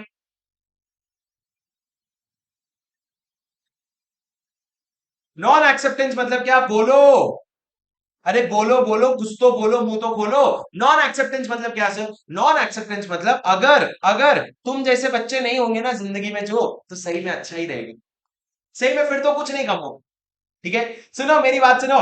sir dishonour by a non acceptance, dishonour by non acceptance क्या होता है, when a bill is said to be dishonoured. Sir अगर अगर आपने उसको एक्सेप्ट नहीं किया, अगर आपने उसको एक्सेप्ट नहीं किया 48 आवर्स के अंदर, या फिर अगर प्रेजेंटमेंट जो था वो एक्सक्यूज्ड है and the bill is not accepted, अगर आपको प्रेजेंट करने की जरूरत नहीं थी फिर भी आपने एक्सेप्ट नहीं किया, उसके बाद क्या लिखा है sir, where the drawee is incompetent, मतलब सर आप ट्रॉई के पास गए एक्सेप्टेंस के लिए और ट्रॉई जो है वो इनकॉम्पिटेंट निकला, मतलब क्या, ट्रॉई जो है माइनर निकला, या अगर वो फिक्टिटियस पर्सन निकला, या अगर वो मिल ही नहीं रहा है ट्रॉई, या फिर अगर क्वालिफाइड एक्सेप्टेंस उसने दे दिया तो उसको डिसऑनर बाय नॉन एक्सेप्टेंस माना जाता है। मैंने क्या कहा सर, मैंने कहा dishonour by non acceptance 6 case में होता है, उसका मैंने शॉर्टकट बनाया है 48 excuses why the drawee's acceptances fictitious. 48 excuses 48 hours के अंदर अगर आपने एक्सेप्ट नहीं किया, उसके बाद एक्सक्यूजेस क्या, अगर प्रेजेंटमेंट एक्सक्यूज था और बिल उसके बाद भी एक्सेप्ट नहीं हुआ है। तीसरा, drawee's acceptance is, drawee's acceptance is मतलब क्या सर, आई इनकॉम्पिटेंट है ट्रॉई, और एस कहां गया भाई, मैं कंफ्यूज हो गया, एक second, sorry sorry sorry sorry sir, drawee's acceptance is fictitious, I में सिर्फ एक ही आएगा, इनकॉम्पिटेंट है। ट्रॉई में क्या आएगा सर, अगर आप इनकॉम्पिटेंट हो, उसके बाद अगर आप मिल नहीं रहे हो, you can not be found, और उसके बाद क्या है, क्वालिफाइड एक्सेप्टेंस, और फिक्टिटियस क्या है, फिक्टिटियस मतलब सर ओरिजिनल इंसान ही नहीं है। थोड़ा सा मैं कंफ्यूज हो गया, सुनो मेरी बात, 48 आवर्स एक्सक्यूजेस मतलब क्या, अगर एक्सक्यूज था उसके बाद ट्रॉईज एक्सेप्टेंस, आई थिंक उसका कोई सिग्निफिकेंस नहीं है। इस में क्या है, आई तो हो गया इनकॉम्पिटेंट, और फिक्टिटियस हो गया फिक्टिटियस। अब सर फाउंड और इसका क्या है मेरे को पता नहीं, मेरे को एक बार याद दिलाओ, मुक्ता प्रशांत तुम लोग कोई हो तो मेरे को याद दिलाओ सर, इस तरीके से अपन ने बनाया था 48 excuses why drawee's acceptance is fictitious. ठीक है सर, आगे बढ़े, आगे बढ़े, okay. For effect of non acceptance, अगर एक एक्सेप्ट नहीं होता है तो क्या होता है सर, अगर आपका बिल ऑफ एक्सचेंज एक्सेप्ट नहीं हुआ ना, तो तुमको मेच्योरिटी तक वेट करने की जरूरत नहीं है, तुम ऑलरेडी लीगल एक्शन लेना शुरू कर सकते हो। अगर अगर आपका बिल जो है वो एक्सेप्ट नहीं हुआ तो आप मेच्योरिटी तक वेट नहीं करोगे, आप मेच्योरिटी के पहले ही एक्शन लेना शुरू कर सकते हो। You will not wait till maturity, you can start action without, you can start action without waiting till the maturity। Sir dishonour by non payment मतलब क्या होता है, बहुत इंपॉर्टेंट, अगर आप बिल लेकर के गए, बोले भाई पेमेंट कर दे, और अगर उसने पेमेंट करने से मना कर दिया तो उसको डिसऑनर बाय नॉन पेमेंट कहते हैं। सर एक सिंपल सी बात समझो, अगर ए ने बिल ड्रॉ किया था बी के फेवर में, ठीक है, और सॉरी बी को बोला था, बी सुना सी को पेमेंट कर देना, सी ने इंडोर्स कर दिया डी को, डी ने इंडोर्स कर दिया ई को। अब सर ई जब बी के पास गया तो या तो उसने एक्सेप्ट करने से मना कर दिया तो डिसऑनर माना जाता है, या उसने एक्सेप्ट कर लिया पर बाद में जब पेमेंट लेने के लिए गया, तो पेमेंट लेने जब गया तब भी उसने पेमेंट नहीं किया तो भी डिसऑनर माना जाता है। अब सर इसी एग्जाम्पल में समझो, ई गया बी के पास और बी ने एक्सेप्ट नहीं किया, या फिर ई गया बी के पास और बी ने पेमेंट नहीं किया, तो क्या होगा, डिसऑनर। सर जैसे ही डिसऑनर होगा ना, आपको एक एनओडी बनाना पड़ेगा। एनओडी मतलब क्या, नोटिस ऑफ डिसऑनर। ये नोटिस ऑफ डिसऑनर आपको देना पड़ेगा, या तो ड्रॉअर को दोगे, या तो ड्रॉअर को दोगे, या फिर आप अपने प्रायर पार्टीज को दोगे, आप अपने प्रायर पार्टीज को दोगे। सर ये नोटिस ऑफ डिसऑनर क्या होता है, सर ये नोटिस ऑफ डिसऑनर ना बस एक इन्फॉर्म करने का तरीका है, बस क्या है, इन्फॉर्म करने का तरीका है। आप डी को और ए को बता रहे हो, हजरात हजरात हजरात, जो नालायक पी था ना, उसने एक्सेप्ट करने से या पेमेंट करने से मना कर दिया है, बिल जो है वो डिसऑनर हो गया है, तुम लोग अभी ध्यान रखो, तुम्हारे पीछे आने वाला हूं मैं। सर ई किसको देगा, ई देगा ए को, और ई प्रायर पार्टीज को भी देगा। अब सर जब डी के पास वो नोटिस ऑफ डिसऑनर आया तो डी भी अपने प्रायर पार्टीज को नोटिस ऑफ डिसऑनर देगा, ताकि सबको पता चल जाए कि जो पी है उसने डिसऑनर कर दिया है, डिसऑनर कर दिया है। अब सर उसके बाद क्या लिखा है, नोटिस ऑफ डिसऑनर कौन देगा, आप जो जो होल्डर है वो देगा ड्रॉअर को या प्रीवियस होल्डर को। अगर वो नहीं देता है ना नोटिस ऑफ डिसऑनर, अगर आप नोटिस ऑफ डिसऑनर नहीं देते तो आप एक्शन नहीं ले सकते, आप अपने प्रायर पार्टीज के ऊपर एक्शन नहीं ले सकते। अब सर नोटिस ऑफ डिसऑनर का ऑब्जेक्ट क्या होता है, ऑब्जेक्ट सिर्फ इतना होता है, इन्फॉर्म करना, इन्फॉर्म करना कि भैया नोटिस ऑफ डिसऑनर, क्यों, क्योंकि डिसऑनर हो गया, आपको सिर्फ इन्फॉर्म करना होगा। By and to whom the notice should be given, sir कौन देता है नोटिस ऑफ डिसऑनर, कौन देता है नोटिस ऑफ डिसऑनर, सर जो होल्डर है ना वो नोटिस ऑफ डिसऑनर देगा, और by any person liable thereon. और by any person liable thereon मतलब क्या, यहां पे जैसे ई है, सॉरी डी है, डी को जब नोटिस ऑफ डिसऑनर आया, क्या वो पर्सन लायबल है, हाँ सर वो पर्सन लायबल है, तो वो भी नोटिस ऑफ डिसऑनर अपने प्रायर पार्टीज को देगा। और सर किसको देगा notice of dishonour, must be given to all the parties whom holder seeks to make liable, जिसको जिसको तुम कोर्ट में घसीट करके लेके जाना चाहते हो उनको नोटिस ऑफ डिसऑनर दोगे। सर बहुत इंपॉर्टेंट है, बहुत इंपॉर्टेंट है notice of dishonour. Notice of dishonour मतलब क्या? अगर आपका डिसऑनर हो गया है नेगोशिएबल इंस्ट्रूमेंट, तो एक नोटिस भेजोगे आप ड्रॉर को और प्रायर पार्टीज को, सबको भेज दोगे तो वेरी गुड, नहीं तो अपने इमीडिएट प्रायर पार्टीज को तो मिनिमम भेज देना। अब इमीडिएट प्रायर पार्टी को जब आएगा तो वो और ऊपर इमीडिएट प्रायर पार्टी को भेज देगा, इस तरीके से सबको सर्व करोगे। सर नोटिस किस तरीके से दिया जाएगा? बहुत बेसिक प्रोविजन है। या तो आप इस केस में समझो, या तो आप डी को सीधा दे दो, अगर डी को नहीं दे रहे हो तो उसके एजेंट को दे दो, डी को नहीं दे रहे हो तो उसके एजेंट को दे दो, अगर डी की डेथ हो गई है तो उसके लीगल रिप्रेजेंटेटिव को दे दो, और अगर डी इनसॉल्वेंट हो गया है तो उसके असाइनी को दे दो, पर नोटिस तो आपको भिजवाना पड़ेगा। अगर डेथ भी हो गई है तो लीगल रिप्रेजेंटेटिव को, और अगर इनसॉल्वेंट हो गया है तो असाइनी को नोटिस तो आपको भिजवाना पड़ेगा। अब आगे क्या लिखा है sir? NOD must inform the party either in express terms or by reasonable intendment that negotiable instrument has been dishonored। छोड़ दो सर, छोड़ दो। सर नोटिस ऑफ डिसऑनर आपको एक रीजनेबल टाइम के अंदर देना पड़ेगा। आज अगर डिसऑनर हुआ है तो एक आध हफ्ते के अंदर, 10 दिन के अंदर दे देना। 2 साल बाद ये मत बोलना नोटिस ऑफ डिसऑनर हुआ है। और किधर भेजोगे notice of dishonour? Place of business में भेजोगे। अगर कोई कंपनी है प्लेस ऑफ बिजनेस में भेजोगे, कोई इंडिविजुअल भी है तो प्लेस ऑफ बिजनेस में भेजोगे, पर अगर प्लेस ऑफ बिजनेस नहीं है सामने वाले का तो उसके रेसिडेंस में भेज देना, पर नोटिस ऑफ डिसऑनर भेज देना। अब सर एक बात बताओ, मैंने तो सही तरीके से नोटिस ऑफ डिसऑनर भेजा था, पर पोस्ट ऑफिस वाले ने मिसकैरेज कर दिया, गड़बड़ कर दिया, घुमा दिया, तो मैं रिस्पॉन्सिबल हूं क्या? मैं नहीं रिस्पॉन्सिबल हूं सर। अगर पोस्ट ऑफिस वाले मिसकैरेज करते हैं ना तो मैं रिस्पॉन्सिबल नहीं हूं। आई am not responsible. Did you understand? Yes sir. ये आपका नोटिस देने का तरीका है सर, बहुत बच्चों वाली बातें हैं। अब sir party receiving must transmit NOD, मतलब सर अगर आपके पास नोटिस आया है तो आप अपने प्रीवियस पार्टी को भी ट्रांसमिट करो, सबको बताओ, जिसको आप ले जाना चाहते हो कोर्ट में सबको ये चीजें बता दो। एजेंट ऑफ प्रेजेंटमेंट क्या होता है सर? एजेंट ऑफ प्रेजेंटमेंट क्या होता है जाने दो सर।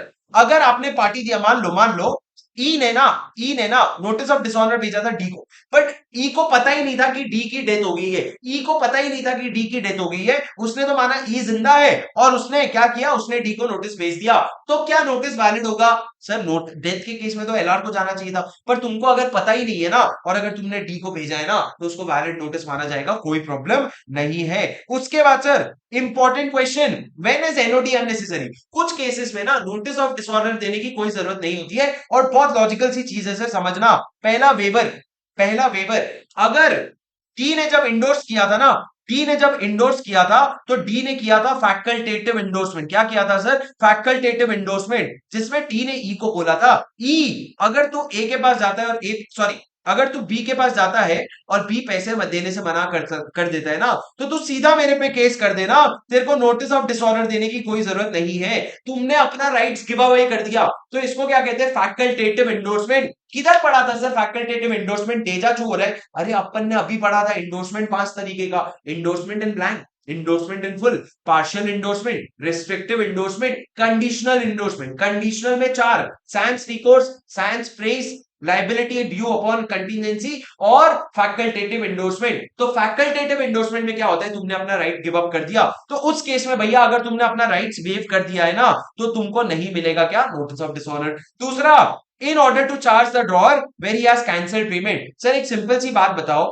अगर ए ने चेक बना के बी को दिया और चेक कौन पे करने वाला था सर? HDFC bank. अब अगर ए ने बाद में ऑर्डर दे दिया, ऑर्डर देके क्या बोला? स्टॉप पेमेंट कर दे, तुमने बोला कैंसिल कर दो, चेक को पेमेंट मत करना, तो तुमको ऑलरेडी पता है कि चेक का पेमेंट नहीं हुआ है, तो तुमको वापस नोटिस ऑफ डिसऑनर देने की जरूरत नहीं है। तुमको ऑलरेडी पता है, ए को पता है कि चेक का पेमेंट नहीं हुआ है। कैसे पता सर? ए ने ही तो ऑर्डर किया था ना कि चेक को कैंसिल कर दो, तो उस केस में बी जो है वो ए को नोटिस ऑफ डिसऑनर नहीं भेजेगा। उसके बाद क्या किया है sir? To charge the drawer where acceptor is also a drawer.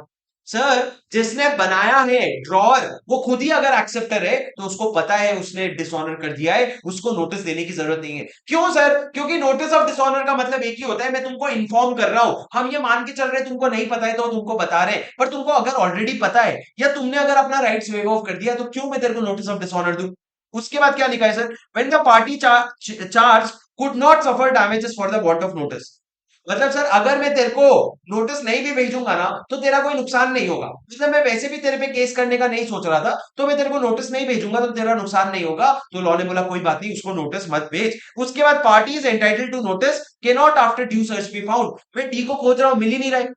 उसके बाद सर किसी भी और कारण से अगर मैं नोटिस नहीं भेज पा रहा हूं जिसमें मेरी कोई गलती नहीं है, तो उस केस में नोटिस ऑफ डिसऑनर नेसेसरी नहीं है। In case of promissory note which is not negotiable, अगर सर एक प्रॉमिसरी नोट जो नेगोशिएबल ही नहीं था, मतलब क्या, ए ने प्रॉमिसरी नोट बना के बी को दिया, पेमेंट नहीं हुआ है तो ए को ऑलरेडी पता है ना, तो नॉट नेगोशिएबल अगर इंस्ट्रूमेंट है तो उस केस में आपको वैसे भी नहीं बताना पड़ेगा। और last, when the party is entitled to notice knowing the fact of dishonour promises unconditionally to pay the due amount. मतलब क्या सर, जब ए ने बी को बोला था बी पेमेंट कर देना सी को, सी ने बोला डी को, डी ने बोला ई को, जब ई गया बी के पास तो बी ने पेमेंट करने से मना कर दिया। उस समय तुरंत डी ने क्या किया, कॉल करके ई को बोल दिया कि ई तू टेंशन मत ले, मैं तेरे पेमेंट पूरे के पूरे कर दूंगा। तो सर उस केस में क्या वापस नोटिस ऑफ डिसऑर्डर देने की जरूरत है? नहीं सर, उसने सामने से अनकंडीशनली प्रॉमिस कर दिया है तो आपको नोटिस ऑफ डिसऑर्डर देने की जरूरत नहीं है। सर ये एग्जाम में क्वेश्चन आएगा, what is when notice of dishonour is unnecessary,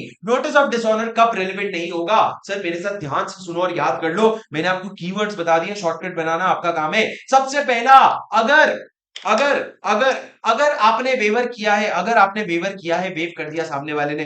दूसरा, अगर जो ड्रॉर है ना उसने खुद कैंसिल किया है पेमेंट, तो दूसरा वाला क्या है सर, कीवर्ड्स हाईलाइट करता हूं सुनो सर, सिर्फ कीवर्ड्स हाईलाइट करता हूं सुनो सर। अगर पहला सामने वाले ने वेव कर दिया, दूसरा अगर उसने खुद कैंसिल किया है, तीसरा एक्सेप्टर जो है ना वो ड्रॉर खुद ही है, चौथा अगर वो डैमेजेस नहीं सफर करेगा अगर आप उसको नोटिस नहीं भी दोगे तो, दूसरा वो मिल ही नहीं रहा है। उसके बाद अगर मेरी कोई गलती नहीं है मैं उसको नोटिस नहीं दे पा रहा हूं, अगर प्रॉमिसरी नोट है जो नेगोशिएबल नहीं है, और अगर उसने सामने से अनकंडीशनली प्रॉमिस कर दिया, तो इन केसेस में मेरे को नोटिस नहीं देना पड़ेगा। क्या आपको बातें याद होती है सर? थोड़ा सा तो एग्जाम के पहले सुनोगे ये सारी चीजें तो कुछ ना कुछ तो याद आ ही जाएगा। समझे सर? अब सर अपन लास्ट लेग में आ गए, बहुत इंपॉर्टेंट, और ये अपना लास्ट लेग है, इसके बाद अपना 10-15 मिनट में खत्म हो जाएगा। मेरी बात ध्यान से सुनना सर, अपन एकदम लास्ट स्टेज में रिवीजन के, मेरी बात एकदम ध्यान से सुनना सर, मेरी बात एकदम ध्यान से सुनना, अपन एकदम लास्ट स्टेज पे है। क्या है ये? Dishonour of cheque super से भी इंपॉर्टेंट सेक्शन है, ऊपर सुपर से भी ऊपर इंपॉर्टेंट सेक्शन है सर। सेक्शन 138 से लेकर के 142 तक है। क्या है? अगर आपका चेक डिसऑनर हो जाता है सर, अगर ए ने अगर एचडीएफसी बैंक का चेक दिया बी को, और बी को बोला बी तू जाकर के पेमेंट ले लेना, अब अगर तुम पेमेंट लेने गए और किसी भी कारण से अगर डिसऑनर हो जाता है ना चेक, तो ए तू तो गया, बहुत भयंकर पेनल्टी लगेगी। कितनी पेनल्टी लगेगी सर? आप पे जेल भी लगेगा और आप पे फाइन भी लगेगा। मान लो 50,000 रुपए का चेक था तो कितने साल का जेल लगेगा सर? आप पे 2 साल तक का जेल लगेगा। एंड आप पे फाइन कितना लगेगा? फाइन आप पे कितना लगेगा? जो अमाउंट ऑफ चेक था उसके 2 टाइम्स तक का आप पे फाइन लग सकता है। तो सर अगर चेक डिसऑनर हुआ है तो इम्प्रिजनमेंट होगा फॉर अ टर्म विच में एक्सटेंड अप टू 2 इयर्स, 2 साल तक की जेल हो सकती है। और मैंने सॉरी एंड बोला, और फाइन विच में extend to 2 times of the amount of the cheque, 50,000 रुपए तक का फाइन, 50,000 का दुगना, 2 टाइम्स ऑफ द अमाउंट तक का फाइन लग सकता है। और आप पे जेल कब तक का लग सकता है? 2 साल तक का लग सकता है। कब लगेगा सर ये पेनल्टी? सुनना मेरी बात ध्यान से। अगर ए ने चेक इशू करा है किसको? बी को, इन रेस्पेक्ट ऑफ एनी, एक वर्ड ध्यान से सुनना, एनी डेट और ऑब्लिगेशन। मतलब सर अगर ए को बी को पैसे देने थे, क्यों पैसे देने थे? किसी डेट को लेकर के या किसी ऑब्लिगेशन या लाइबिलिटी को लेकर के पैसे देने थे, और उसके लिए अगर उसने चेक इशू किया है तो ये प्रोविजन एप्लीकेबल होगा। मतलब क्या सर? अगर सलमान खान ने अपने बैंक अकाउंट में 50,000 रुपए का चेक लिख करके अर्पिता को क्या कर दिया? गिफ्ट दे दिया। कोई डेट थी क्या? नहीं, बस तुमने ऐसे ही गिफ्ट दे दिया। अब अर्पिता अगर गई एचडीएफसी बैंक के पास वो चेक को एनकैश करवाने के लिए और अकाउंट में पैसे नहीं थे, तो क्या अर्पिता केस कर सकती है? नहीं सर, अर्पिता कुछ भी नहीं कर सकती। यहां पे कोई डेट या ऑब्लिगेशन इन्वॉल्व नहीं है। बिना डेट या लाइबिलिटी के चेक अगर दिया है तो ये पनिशमेंट अट्रैक्ट नहीं होता है। सर यहाँ पे इंपॉर्टेंट क्या है? Where any cheque drawn by a person on account maintained by with him with a banker for payment of any amount of money to another person for the discharge of whole or part of the debt or other liability, अगर आप liability या date को discharge करने के लिए check issue कर रहे हो and such cheque is return by the bank unpaid, cheque वापस कर दिया। क्यों अनपेड वापस कर दिया? क्योंकि पैसे नहीं है अकाउंट में, या तो पैसे नहीं है अकाउंट में या फिर पैसे हैं पर ये चेक के ऊपर कितना पेमेंट करना है वो नहीं लिखा है। मतलब क्या सर? मान लो मेरे एचडीएफसी बैंक अकाउंट में एचडीएफसी बैंक अकाउंट में 1 लाख रुपए है, पर मैंने एचडीएफसी को बोल रखा है कि भैया ये जो चेक नंबर 5 मैंने इशू किया ना, उसके लिए सिर्फ 40,000 ही रखना, बाकी 60,000 रुपए मेरे को कहीं और काम आने वाला है। अब तुम 50,000 रुपए का चेक लेके एचडीएफसी के पास गए, क्या वो तुमको दे पाएगा पैसा? नहीं दे पाएगा। क्यों? तुमको जितनी अथॉरिटी दे रखी थी उससे कम पैसे हैं, सॉरी, जितनी तुमको अथॉरिटी मिल रखी है एचडीएफसी बैंक, उससे ज्यादा के अमाउंट का चेक है, तो आप वो चेक को ऑनर नहीं कर सकते। तो उस केस में क्या होगा सर? नॉन ऑनर हो जाएगा, डिसऑनर हो जाएगा। कब होगा सर? इधर because amount of money credit of account is insufficient, पैसे कम है, या फिर that it exceeds the amount arranged to be paid. तुमने 40,000 रुपए अरेंज करा था पे करने के लिए, लेकिन 50,000 रुपए पे करना है, तो उस केस में क्या होगा? उस केस में आपका चेक डिसऑनर हो जाएगा और आप पे लाइबिलिटी लग जाएगी। लेकिन सर लाइबिलिटी लगने के लिए 3 कंडीशन है, वो हमेशा ध्यान रखना। पहला, चेक जो है वो वैलिडिटी के अंदर प्रेजेंट हुआ है। वैलिडिटी क्या होता है सर? या तो 3 महीना, या फिर अगर उसने चेक में कोई और वैलिडिटी लिखी है तो वो वैलिडिटी, पर 3 महीने के अंदर आपने प्रेजेंट किया है। दूसरा, जब आपका चेक डिसऑनर हो गया ना, आप एचडीएफसी के पास गए, एचडीएफसी ने मना कर दिया, तो तुमको एक नोटिस देना पड़ेगा, तुमको शुभम को एक नोटिस देना पड़ेगा कि शुभम तेरा ना चेक डिसऑनर हो गया है। कितने दिन के अंदर नोटिस दोगे सर? अगर आपका चेक इस दिन डिसऑनर हुआ है तो इसके 30 डेज के अंदर अंदर आपको नोटिस देना पड़ेगा शुभम को। और जब शुभम को नोटिस मिला ना, तो उसने 15 दिन के अंदर अगर चेक को ऑनर नहीं किया, उसने 15 दिन के अंदर अंदर अगर चेक को पेमेंट नहीं किया या चेक का रिप्लाई नहीं किया, तो उस केस में जाकर के तुम उस पर एक्शन शुरू कर सकते हो, और फिर शुभम पे 2 साल तक का जेल या उस पर पेनल्टी लगेगी, वरना नहीं लगेगा। क्या लिखा है सर लॉ में? Provided that this section shall not apply unless, पहला पॉइंट क्या है? Cheque presented within validity period. दूसरा, demand for payment through notice, आपने उसके बाद पेमेंट 30 डेज के अंदर नोटिस से डिमांड कर लिया, किससे? पेई से। अगर पेई ने डिमांड कर लिया, किससे? जो भी ड्रॉअर था। और failure of drawer to make the payment, फिर भी आपके डिमांड करने के बाद 15 दिन में पे कर दिया तो सब कुछ भूल चूक माफ है। लेकिन अगर 15 दिन बाद भी तुमने अगर पेमेंट नहीं किया तो क्या हो जाएगा? तो आप लायबल हो जाओगे। सर अब एक बात बताओ, शुभम सिंघल ने चेक इशू किया था सलमान को कितने रुपए का? 50,000 रुपए का। कौन से बैंक में? एचडीएफसी बैंक में। सलमान खान गया एचडीएफसी बैंक में, चेक कैंसिल हो, चेक मना हो गया, रिफ्यूज हो गया। क्यों? क्योंकि शुभम सिंघल के अकाउंट में 10 लाख रुपए थे। पर फिर भी शुभम ने अलग से ऑर्डर देकर के स्टॉप पेमेंट करवाया था, बोले थे पेमेंट मत करना, तो क्या तब भी कैंसिल माना जाएगा? हाँ सर, उस केस में भी आपको कैंसिल माना जाएगा, चेक का नॉन पेमेंट माना जाएगा और शुभम लायबल होगा। क्यों सर? अगर आप स्टॉप पेमेंट को भी सेम पनिशमेंट नहीं दोगे तो लोग क्या करेंगे? चेक इशू करेंगे और पेमेंट स्टॉप कर देंगे, चेक इशू करेंगे, पेमेंट स्टॉप कर देंगे। तो लॉ ने बोला ऐसा नहीं चलेगा, तुम अगर स्टॉप पेमेंट कर रहे हो ना, तब भी उसको डिसऑनर ऑफ चेक माना जाएगा। सर एक बात बताओ, अगर शुभम सिंघल ने चेक दिया था सलमान खान को, अभी सर वो सलमान खान को जो चेक दिया था, अगर वो किसी डेट या लाइबिलिटी के अगेंस्ट है, अगर डेट या लाइबिलिटी के अगेंस्ट है, तभी उसको पनिशमेंट लगेगा। पर अगर मान लो यहां पे सलमान खान को चेक क्यों दिया था नहीं पता, पता ही नहीं चल रहा है, तो क्या अजम्पशन लोगे? लॉ कहता है अगर कुछ नहीं पता ना, तो ये अज्यूम कर लो कि डेट या लाइबिलिटी के रीपेमेंट के लिए ही चेक इशू हुआ है। क्या लिखा है sir? Unless the contrary is proved, अगर कुछ और प्रूव कर दोगे तो अलग बात है, वरना जब एक चेक डिसऑनर होता है ना, it shall be presume that holder thereof received the check for discharge of any debt or liability। मतलब ये माना जाएगा कि सलमान खान को जो चेक मिला है ना, वो किसी लाइबिलिटी को डिस्चार्ज करने के लिए ही मिला है, तो ये वाला प्रोविजन जो है वो एप्लीकेबल हो जाएगा। उसके बाद क्या है sir? Section 140, defence which may not be allowed in any prosecution under section 138। Sir अगर आप सेक्शन 138 की लड़ाई कर रहे हो, आप अगर बोल रहे हो अरे सॉरी यार चेक डिसऑनर हो गया, तुम ये नहीं बोल सकते कि जब मैं इशू कर रहा था मेरे को पता ही नहीं था मेरा चेक डिसऑनर हो जाएगा। अरे आज मेरे अकाउंट में 10 लाख रुपए, ठीक है, और उसके बाद अगर 2 महीने बाद जाकर के सलमान खान क्लेम करता है और मेरे अकाउंट में 20,000 रुपए हो गए, तो मैं ये नहीं बोल सकता कि भाई जिस दिन मैं चेक इशू कर रहा था ना, उस दिन मेरे को पता ही नहीं था बैलेंस कम हो जाएगा। नहीं भाई, अगर तूने 50,000 का चेक इशू किया है, तेरी रिस्पॉन्सिबिलिटी है कि एचडीएफसी में 50,000 रुपए का बैलेंस होना ही चाहिए। अगर नहीं है तो तू रिस्पॉन्सिबल है। ये आपका सेक्शन 140 था। 141 होमवर्क है सर आपका। कंपनी के केस में क्या ऑफेंस होगा? सर कंपनी के केस में जो भी ऑफिसर ऑथराइज्ड है, जो भी बड़े बड़े लोग हैं, वो सारे रिस्पॉन्सिबल हो जाएंगे। और अगर ये अलग से प्रूव हो गया कि चेक का कैंसिल होने में या चेक का डिसऑनर होने में तुम्हारा सीधा सीधा हाथ था, तो वो ऑफिसर्स भी जो है सारे के सारे डीम्ड गिल्टी माने जाएंगे। ये तुम रीड कर लेना। सर सेक्शन 142, अब यहां से थोड़ा एक सर छोटा सा प्रोसेस शुरू हो रहा है, सुन लो एकदम ध्यान से, क्योंकि इसमें क्वेश्चन आ गया था एक बार, वैसे तो नहीं पढ़ा था कोई, पर मैं फिर भी एक बार पढ़ा रहा हूं। यहाँ पे लास्ट मोमेंट पे क्वेश्चन आया है सर, मेरी बात सुन लो। क्या होता है सर? अगर मान लो शुभम सिंघल ने चेक इशू किया सलमान खान को, अगर सलमान खान का चेक डिसऑनर हो गया तो क्या होगा? कौन ऑर्डर पास करेगा कि 2 साल तक के लिए जेल जाना है, और कौन ऑर्डर पास करेगा कि पेनल्टी कितनी लगेगी? तो लॉ ने कहा इसके लिए ट्रायल होता है। क्या होता है ट्रायल? मतलब केस सुनवाई होती है। तो ट्रायल कौन लेता है? ऐसे ट्रायल जो है ना, वो मेट्रोपॉलिटन मजिस्ट्रेट या जुडिशियल मजिस्ट्रेट लेता है। कौन? मेट्रोपॉलिटन मजिस्ट्रेट या जुडिशियल मजिस्ट्रेट रहता है। सर जैसे ही सलमान खान का चेक डिसऑनर हुआ ना, उसको 1 महीने के अंदर एक रिटर्न कंप्लेंट फाइल करना पड़ेगा। सर ये मेट्रोपॉलिटन या जुडिशियल मजिस्ट्रेट क्या होते हैं? अगर सिंपल शब्दों में समझाओ तो आप जिस डिस्ट्रिक्ट में रहते हो वहां का कलेक्टर होगा, वो कलेक्टर है, वो मजिस्ट्रेट, उसके पास आप जाओगे और कंप्लेन करोगे, और आप बोलोगे कंप्लेन में क्या कि भैया मेरा ना जो है चेक डिसऑनर हो गया है, तू जरा पनिशमेंट ले, तू जरा एक्शन ले शुभम के under. Sir no court inferior to these people can try such offence. Sir अगर मेट्रोपॉलिटन मजिस्ट्रेट या जुडिशियल मजिस्ट्रेट से नीचे कोई बंदा है ना, वो उसको ट्राई नहीं कर सकता। बात बताओ सर, शुभम सिंघल ने चेक इशू किया था सलमान खान को, ठीक है?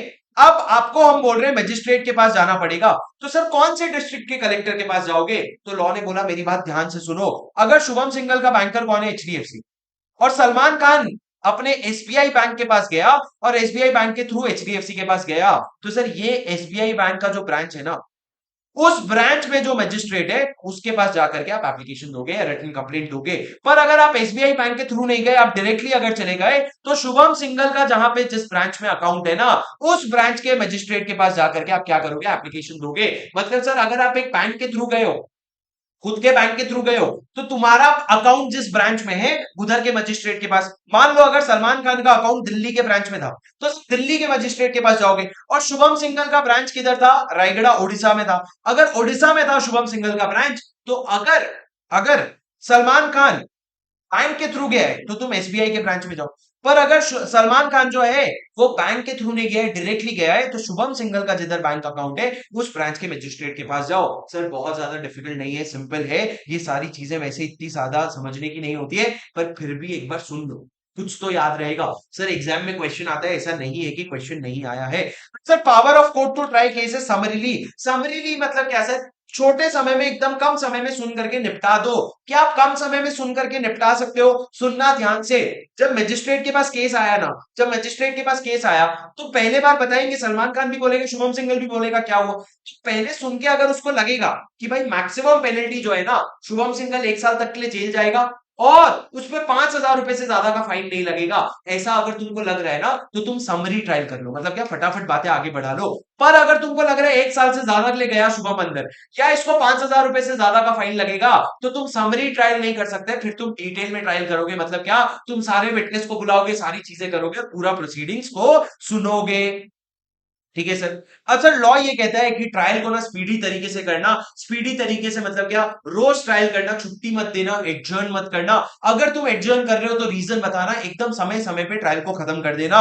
अब सर कोशिश ये करना कि ट्रायल जो है ना मैक्सिमम 6 महीने के अंदर डिस्पोज हो जाए। जिस दिन कंप्लेंट आया था उसके 6 महीने के अंदर रिजल्ट आ जाए कि कौन लायबल है, कौन लायबल नहीं है, और कितने का फाइन लगेगा और कितने की जेल होगी। ये सारी चीजें डायरेक्ट डिसाइड कर लेना। अब सर ये सेक्शन नया ऐड हुआ है बाद में, जो बहुत इंपॉर्टेंट है, power to direct interim compensation. क्या है सर ये power to direct interim compensation? अब एक बात समझना सर, अगर अगर सलमान खान जो है, अगर वो शुभम सिंघल को कोर्ट में लेकर के जाता है, कोर्ट में लेकर के जाता है क्या कि शुभम सिंघल ने 50,000 रुपए का चेक का पेमेंट नहीं किया है, तो अगर कोर्ट चाहे ना तो शुभम सिंघल को ऑर्डर दे सकता है कि शुभम तू ना एक इंटरिम कॉम्पनसेशन जमा कर। क्या? इंटरिम कॉम्पनसेशन जमा कर, जो 20% से ज्यादा नहीं होगा। मतलब ये कोर्ट ऑर्डर दे सकता है कि शुभम कार्रवाई चलेगी, सुनेंगे, खत्म होगा केस, पर तब तक तू एक काम कर, तू ना 10,000 रुपए, मैक्सिमम 10,000 रुपए जमा कर दे। और ये जो 10,000 रुपए है ना, ये आपको 60 डेज के अंदर जमा करना पड़ेगा। जिस दिन कोर्ट ने ऑर्डर दिया उसके 60 डेज के अंदर। अगर आप 60 डेज में नहीं जमा कर पा रहे हो तो 30 डेज का एक्सटेंशन आप हाथ जोड़ करके मांग सकते हो। अब सर ये जमा करने के बाद कोर्ट जो है ना, ये इंटरिम कॉम्पनसेशन सलमान खान को दे देगा। किसको दे देगा? सलमान खान को दे देगा। सर कोर्ट की कार्रवाई चलेगी, कोर्ट की कार्रवाई चलेगी। कोर्ट की कार्रवाई होने के बाद शुभम सिंघल या तो एक्विट हो जाएगा या फिर कन्विक्ट हो जाएगा। कन्विक्ट मतलब क्या? पता चला शुभम सिंघल दोषी है। दोषी है तो बचा हुआ 40,000 रुपए जो है ना, वो शुभम को पे करना पड़ेगा सलमान खान को। पर अगर शुभम एक्विट हो जाता है, मतलब क्या, शुभम अगर रिलीज हो जाता है, पता चलता है शुभम की कोई गलती नहीं थी, तो सलमान खान को ये पैसा वापस करना पड़ेगा।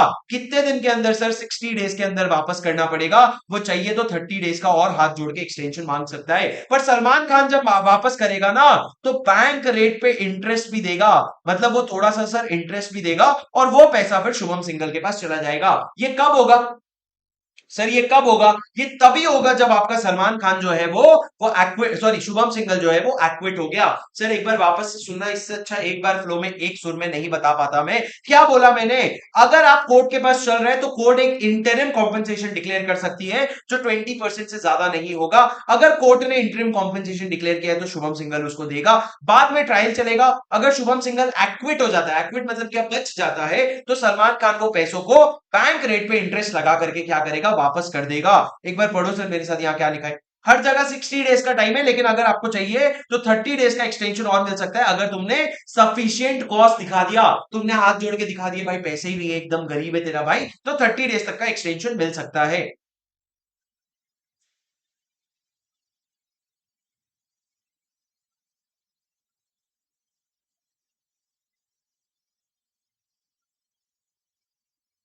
समझे सर?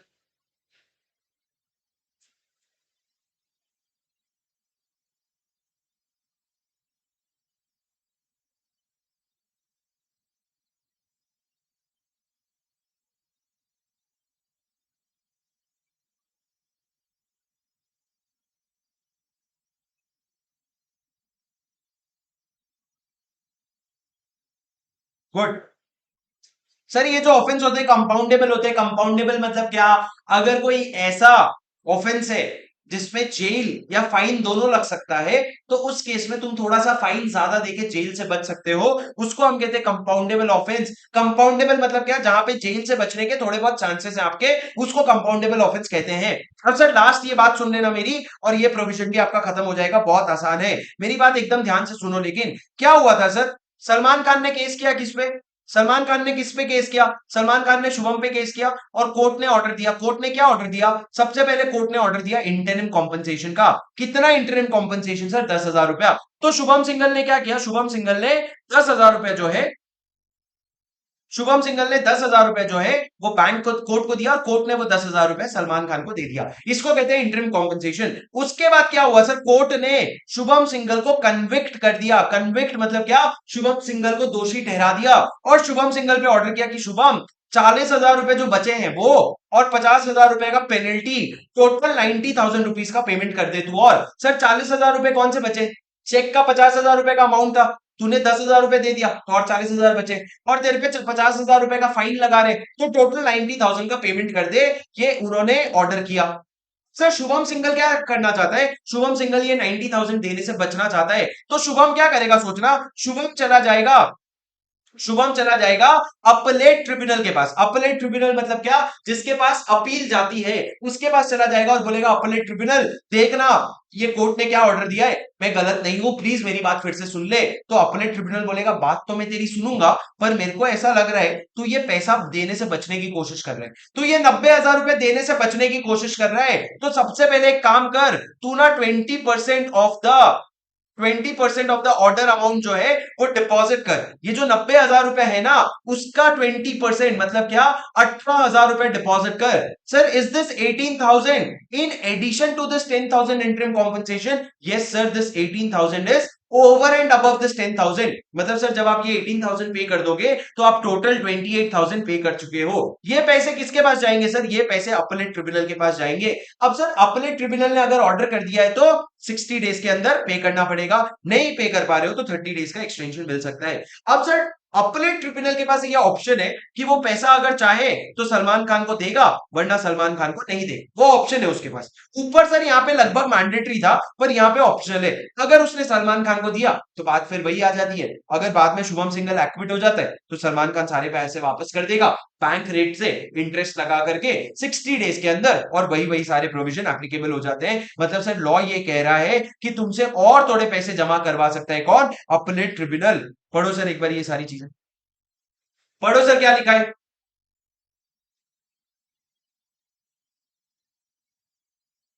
सर ड्रॉअर कौन है यहाँ पे? शुभम सिंघल, जिसने चेक बनाया था। अगर वो जाके अपील फाइल कर रहा है तभी लगेगा। सर अगर होल्डर अपील फाइल कर रहा है तो ये प्रोविजन नहीं लगेगा।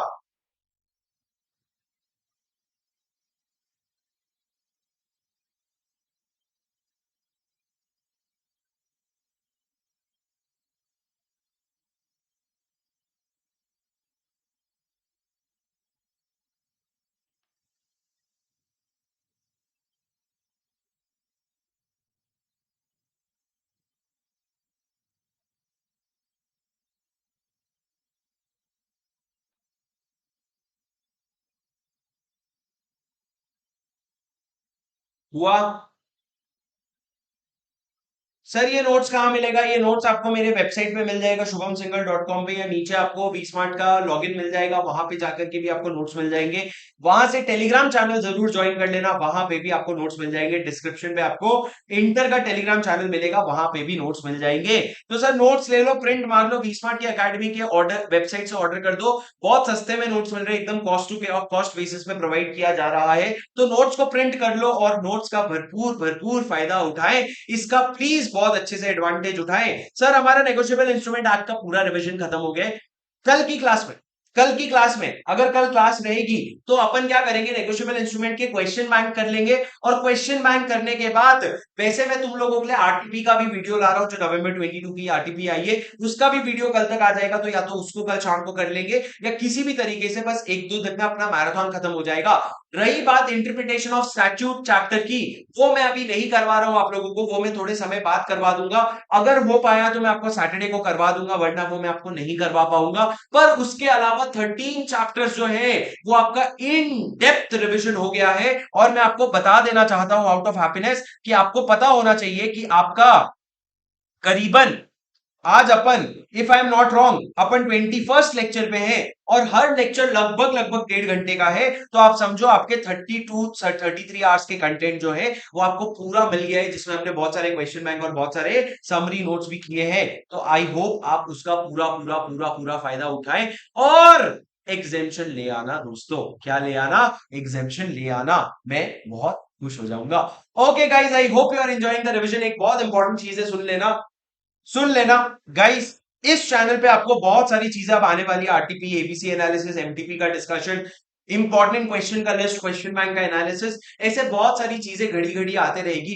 Do make sure that you subscribe to this channel, so that आपको एकदम टाइम पे नोटिफिकेशंस पहुंच जाए और एकदम टाइम पे आपको पता चल जाए।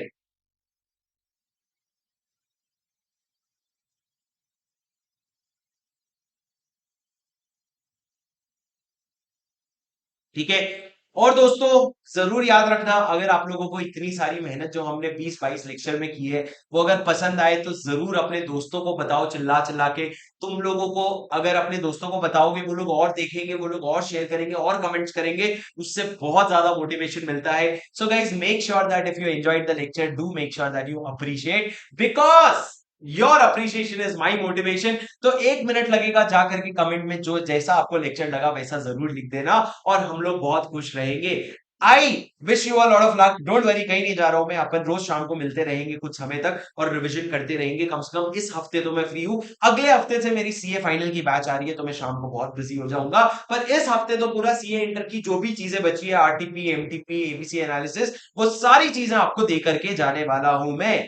ऑलराइट, चलो guys, take care of your health, be blessed. I will see you tomorrow evening. Until then please अगर हो सके तो नेगोशिएबल इंस्ट्रूमेंट एक बार पूरा पढ़ के खत्म कर लो। मैं क्वेश्चन बैंक आपको क्लास में ही करवा दूंगा। Don't worry, take care of your health, study well.